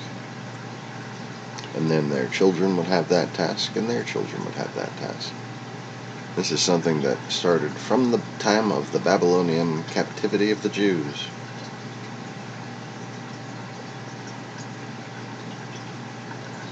People think it was the Jews who started communism. No. It was communism that enslaved the Jews that have the names of Schumacher and Levinson and all the names that are assigned to a task. It's because they were enslaved by this same horde, by the sons of Cain.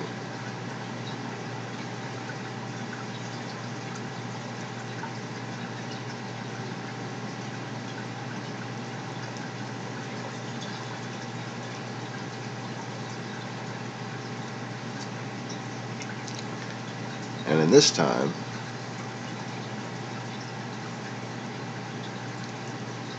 they were seen as only one lineage that was up to the task of reaching Shangri-La.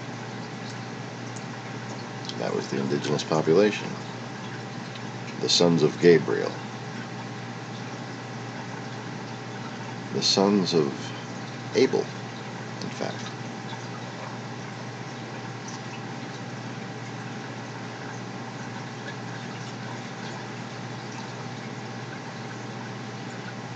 The ones people think are from Africa never existed in Africa until this point in time.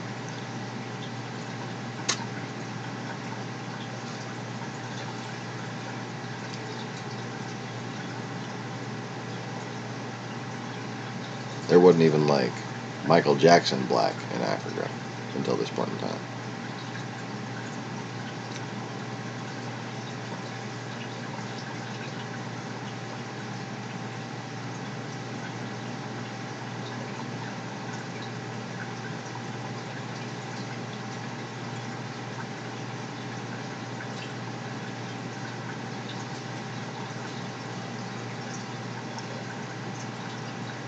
So,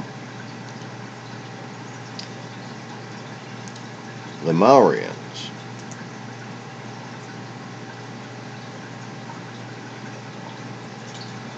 were the naturally tribal hunter-gatherer types.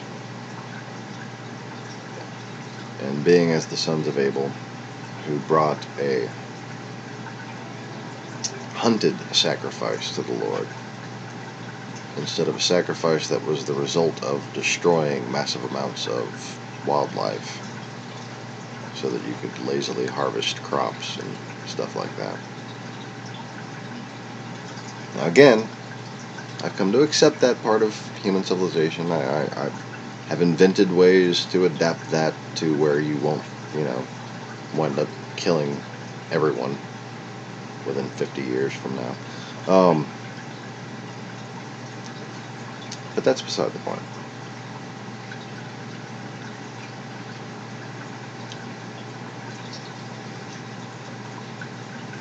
There were at this point plenty of people who had established a civilized harmony and could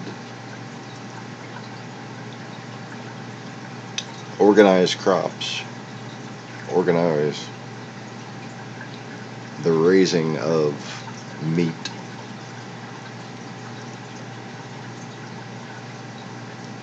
without destroying anything.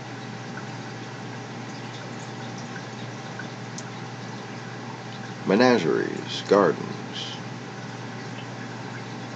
shepherds and herders.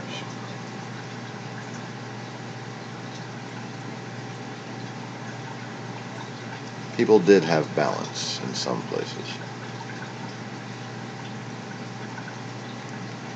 But the horde wanted nothing of balance.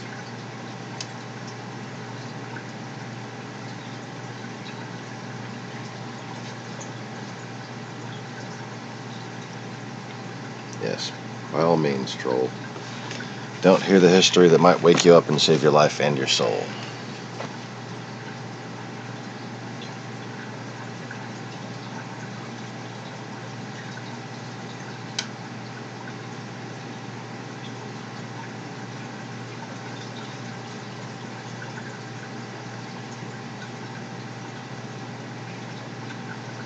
You see, the reason why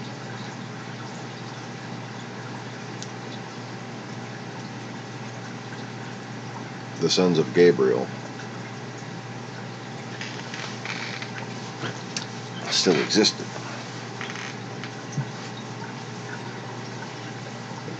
is because they had every right to.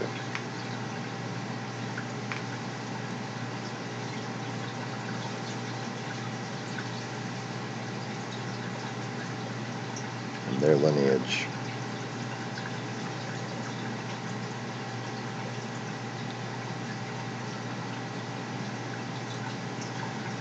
was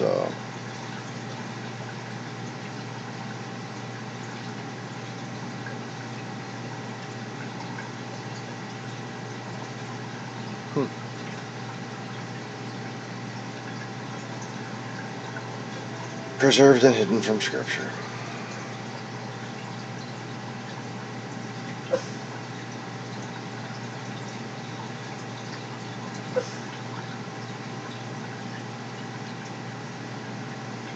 Just making me wonder. Bingo.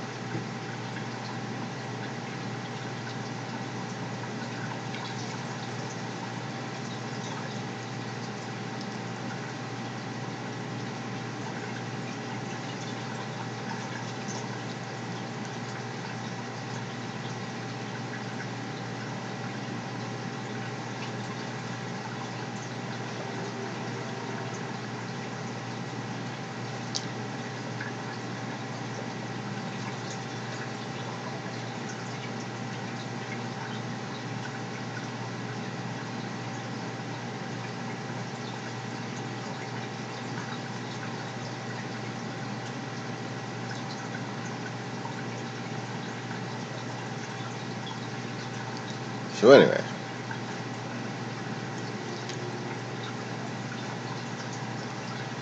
Gabriel essentially had the ability to ensure the survival of his own ancestry, or progeny, or both.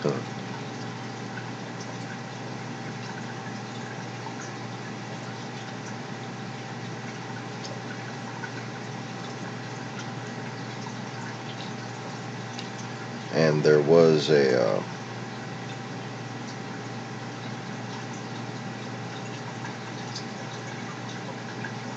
family of his descendants on the ark.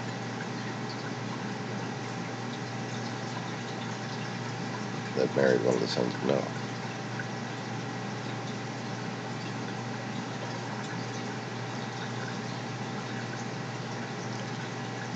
just wondering why the connection's never been made, why it's not written out in any more detail.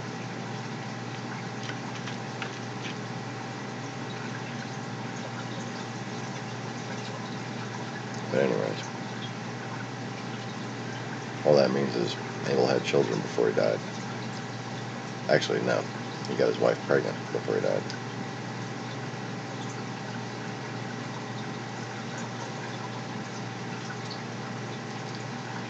And he created his own wife, actually. Just in case anybody's wondering where the women came from. They weren't fucking monkeys or anything like that.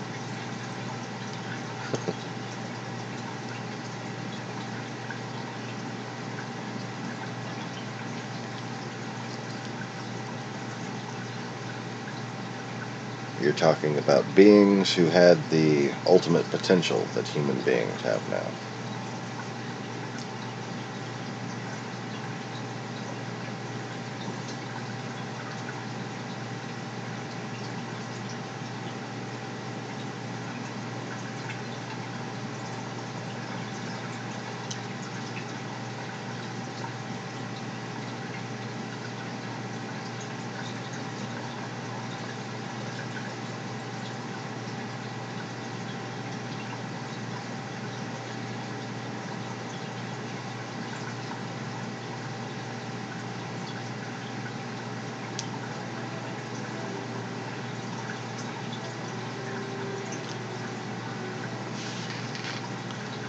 So anyways,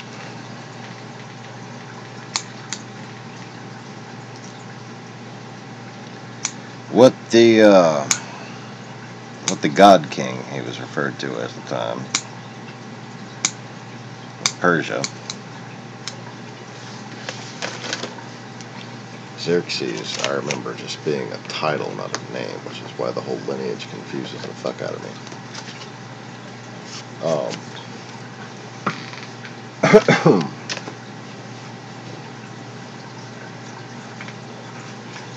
He wanted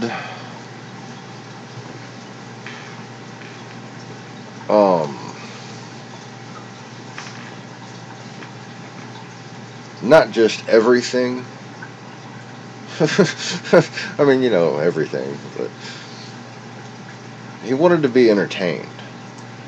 He was a thrill seeker, okay? I mean, like a real thrill seeker. And,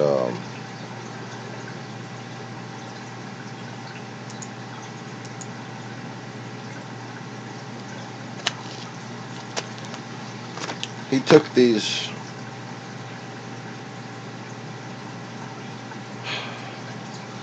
sons of Japheth, sons of Adam, sons of Gabriel,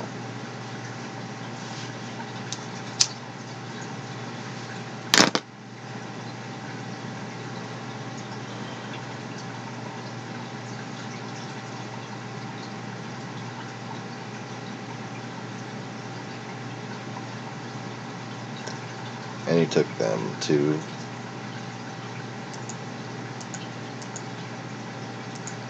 where is it? Dang it. No, not there. Oh, did I put the wrong image away? He took them to Nubia.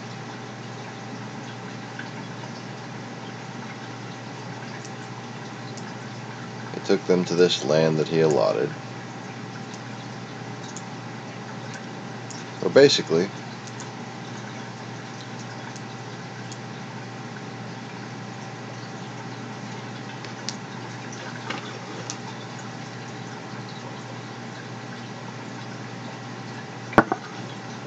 they would be allowed to populate, and he would personally hunt them. Just him. His men weren't allowed to, though they did a couple times.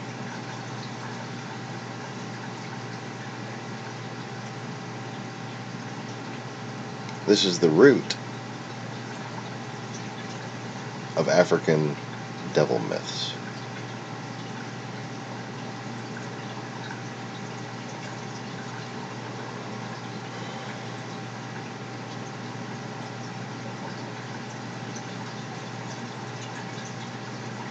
A lot of those ancient cultures have stories of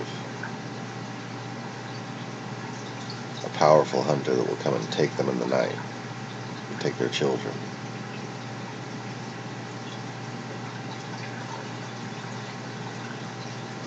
Well,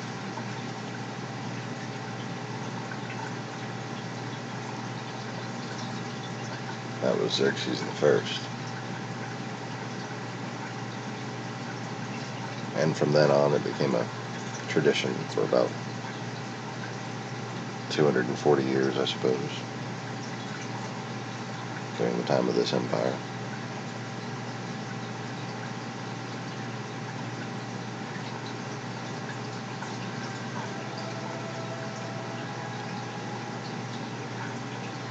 And while he never managed to return to harvest an army from them, he did continue to take children and use them as breeding stock elsewhere in the empire.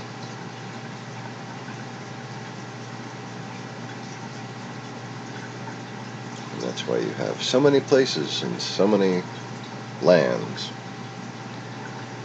with curly hair, especially Hebrews, who he also prized as possessions. This is the Anunnaki.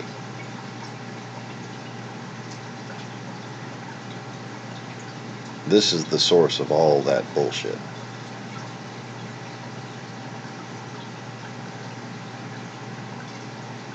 And it was all promoted and published and propagandized at the same time that Black Israel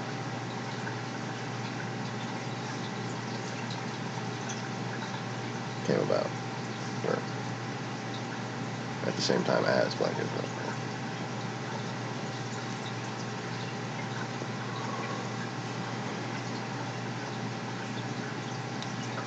Israel are many tribes.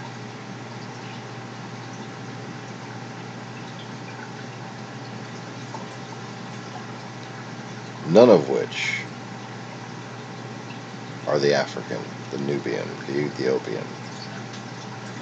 Those are separate people mentioned in the Bible.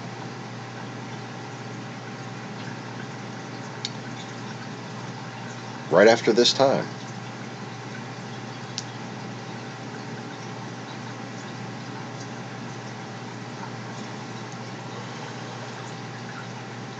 Not 500, 800.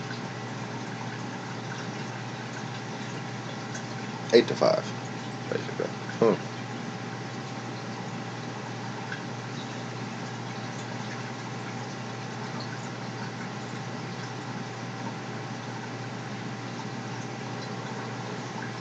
I could be wrong. It could be like 6 to 4 or something. I don't know.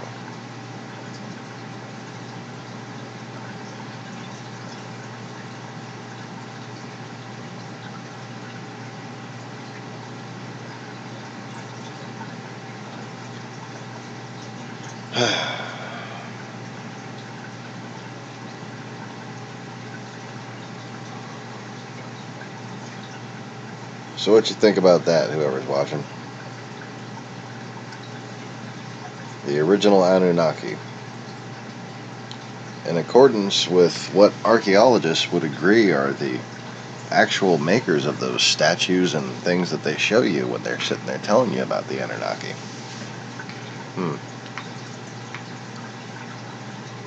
But now, as for these people,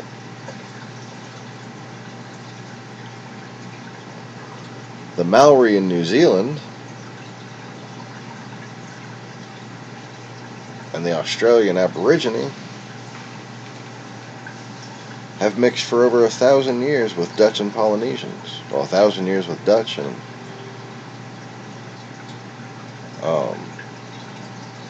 2,000 years with Polynesians.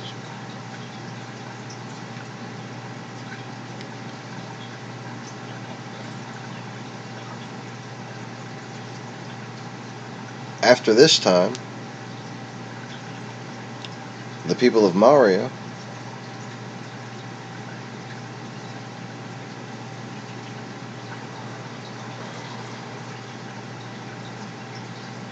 their whole world got changed.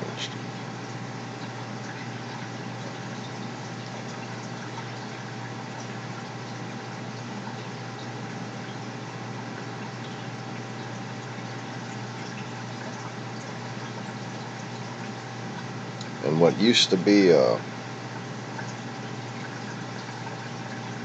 semi-mountainous set of rivers became a big triangular peninsula with some serious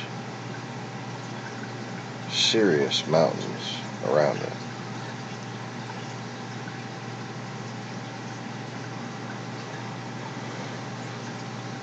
The entry to that plateau did not used to be so inhospitable. And there are much more ancient mountains around that ridge.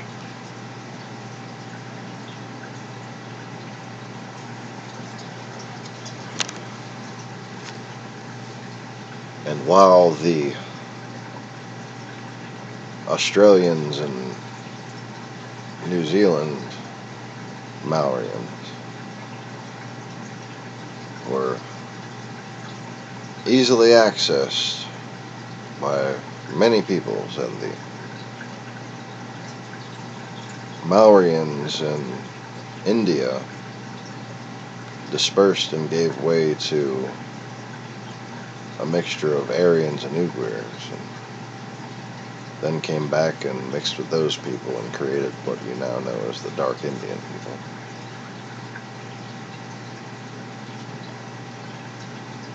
In Central Africa, this tribal son of Abel people could flourish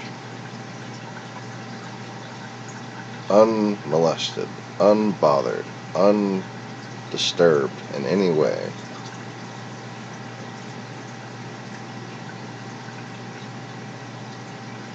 for another 1,000 years.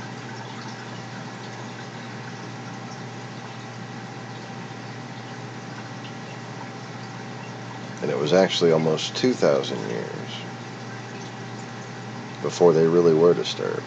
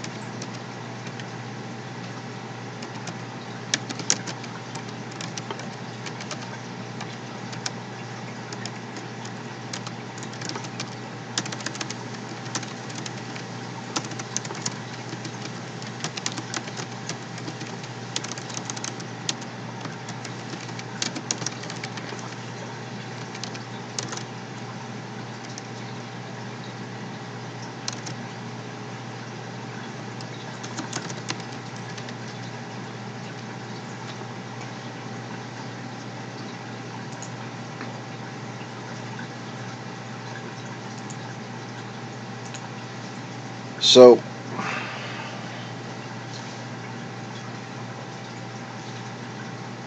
if that's not enough to blow your mind, this actually ties right back to the story of the Yevonite genocide that I told just from fucking, like, inspired daydream a couple years ago. When I had fled through the cattle lands and back to the river in Nubia, I said. And the cousin of the cattle king, who was a woman, ruled there as a priestess, and it was the most inspiring culture. It was a lot like Magdalenia, but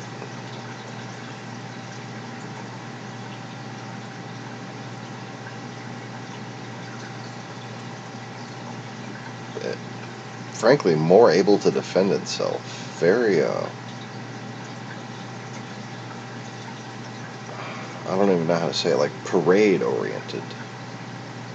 Like very organized in celebrations and rituals and just fun, cool shit. Like, I don't want to demean it to say like a African tribal dance or anything like that, or sports. It was just so much more than that. It was a truly amazing, spiritually endowed culture that they could make incredibly shiny, polished stone buildings.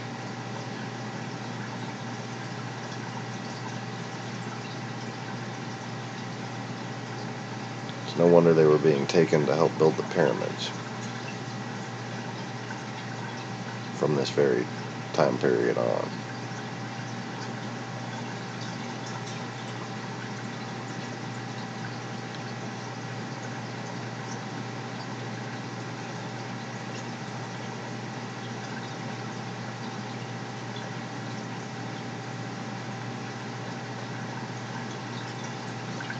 In fact, I think they were taken to resurface some existing pyramids.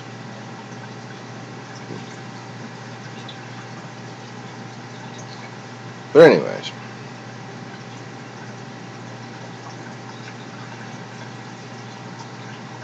it was there that I,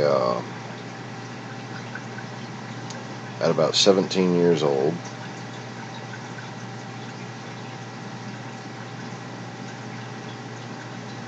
went with the son of the priestess, nephew of the cattle king, back to Alexandria, and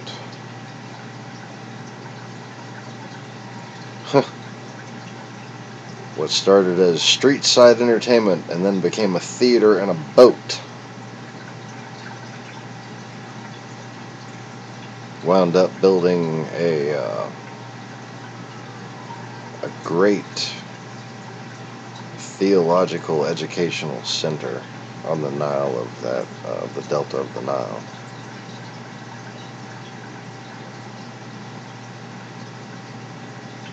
That got crashed into the sea during a tsunami from a volcano.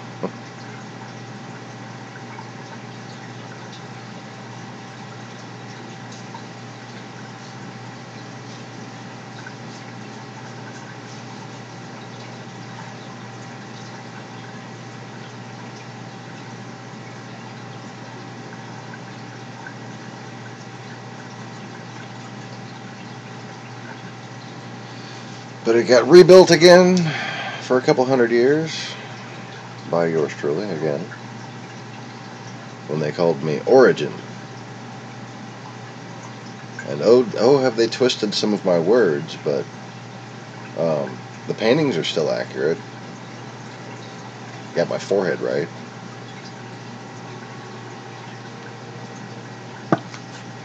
Feel free to Google him right quick.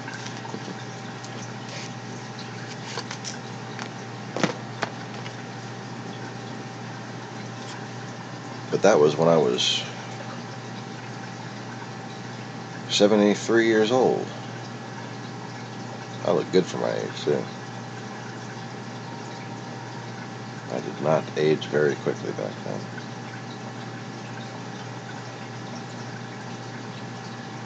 Probably a lot thanks to what I learned from the Nubians.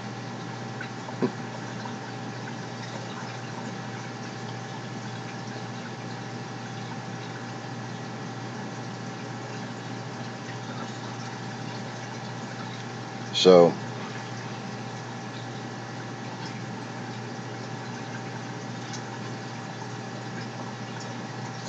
anyways, that became the College of John the Baptist, later to be known as the Library in Alexandria.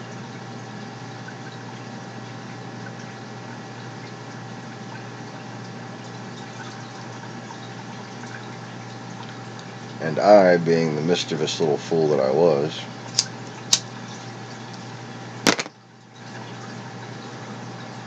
met a girl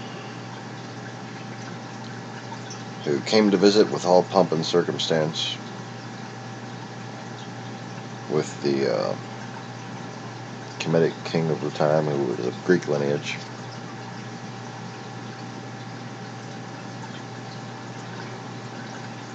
And we had a hell of a night together.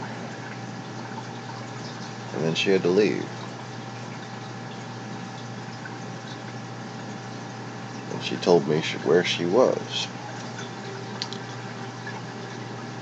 And I knew right where that was. Hazor, north of Galilee. And in fact, my dad was from there. Just around there. And I had been born there. Just around there.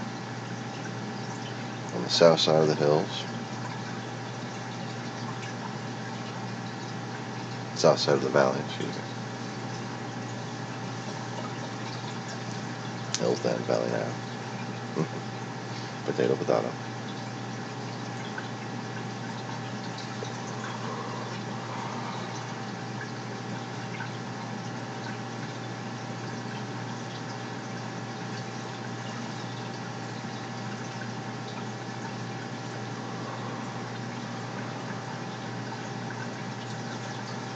So I would go by boat back to Galilee. And there I found, the fuckery had continued to get out of hand. And this guy who used to own me was at the center of it. He used to own me when I was a slave boy. Owned me until I was about 13 years old. And then I became a soldier, or a mercenary.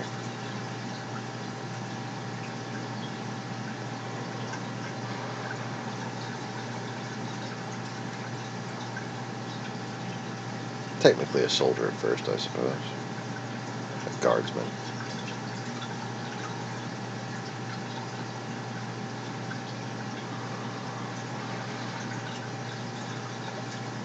Soon to be playing general, then to be playing rebel leader.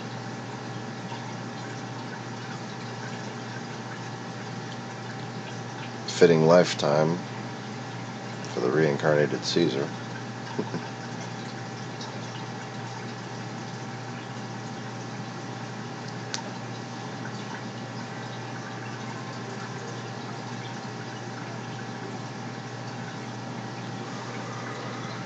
Yeah, it takes a lot to kill me.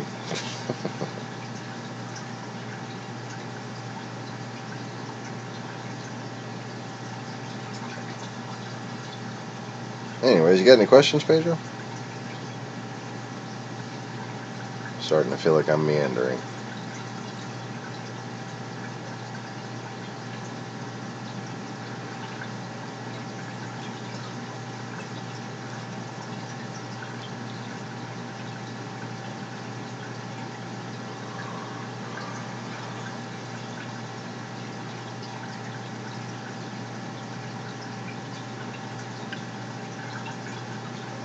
Before my boat got burned in the middle of the night,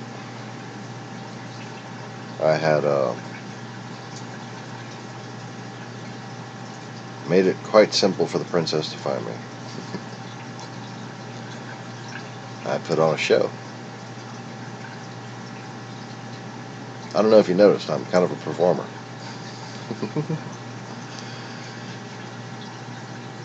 I can certainly wing some entertainment when I have to, right? Always have been. Good at giving speeches and whatnot as well. And what initially wound up me just trying to get laid. I mean, I was in love, man. I was in love.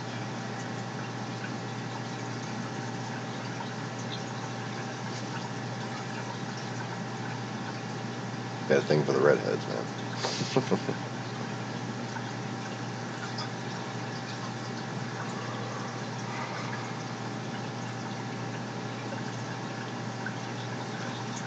Well,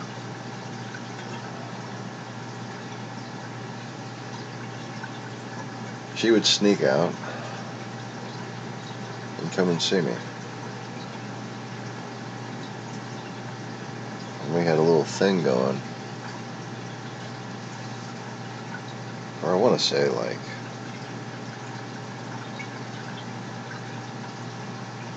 3 years almost. 3.5 years.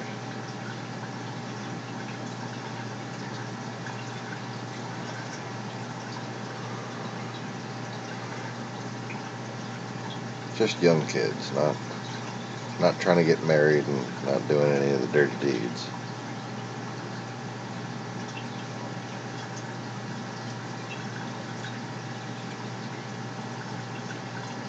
She was kind of kept under lock and key by her uncle, who was of Persian lineage, who wanted to marry her off because he had purchased himself a wife from the Far East. So she was a combination of Persian and Eastern houses.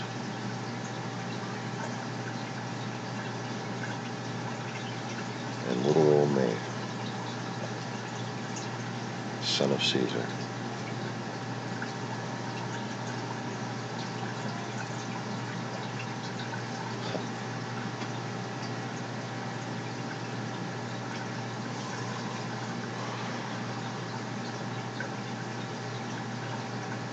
John.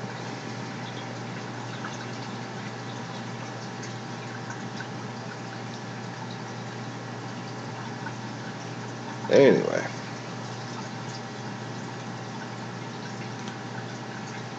without any further questions, I'm not going to go into the whole story I've already told. I suppose I guess I could save it for tomorrow if anybody says they want to hear it, if they've made it this far in the video. And thanks for hanging out, Pedro. It's good to see somebody enthusiastic to learn more. Please, try to make friends without talking about this shit and only talk about stuff that you learned, okay? Don't talk about who you learned it from.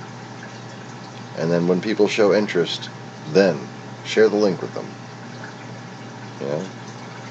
Make a little text file, copy and paste these links, make some notes about them for yourself so you can share them later. The videos that wind up sticking out and that you learn a lot and that you want to hold on to,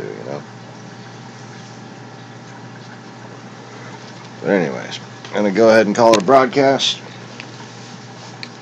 Thanks for watching. Thanks again for hanging out, Pedro. And don't forget to click that like button. Make sure you subscribe. Make sure the dingy bell's depressed. And I'm going to try to make my head visible. Oh, look, there I am. So yes, take it easy, but don't take it all.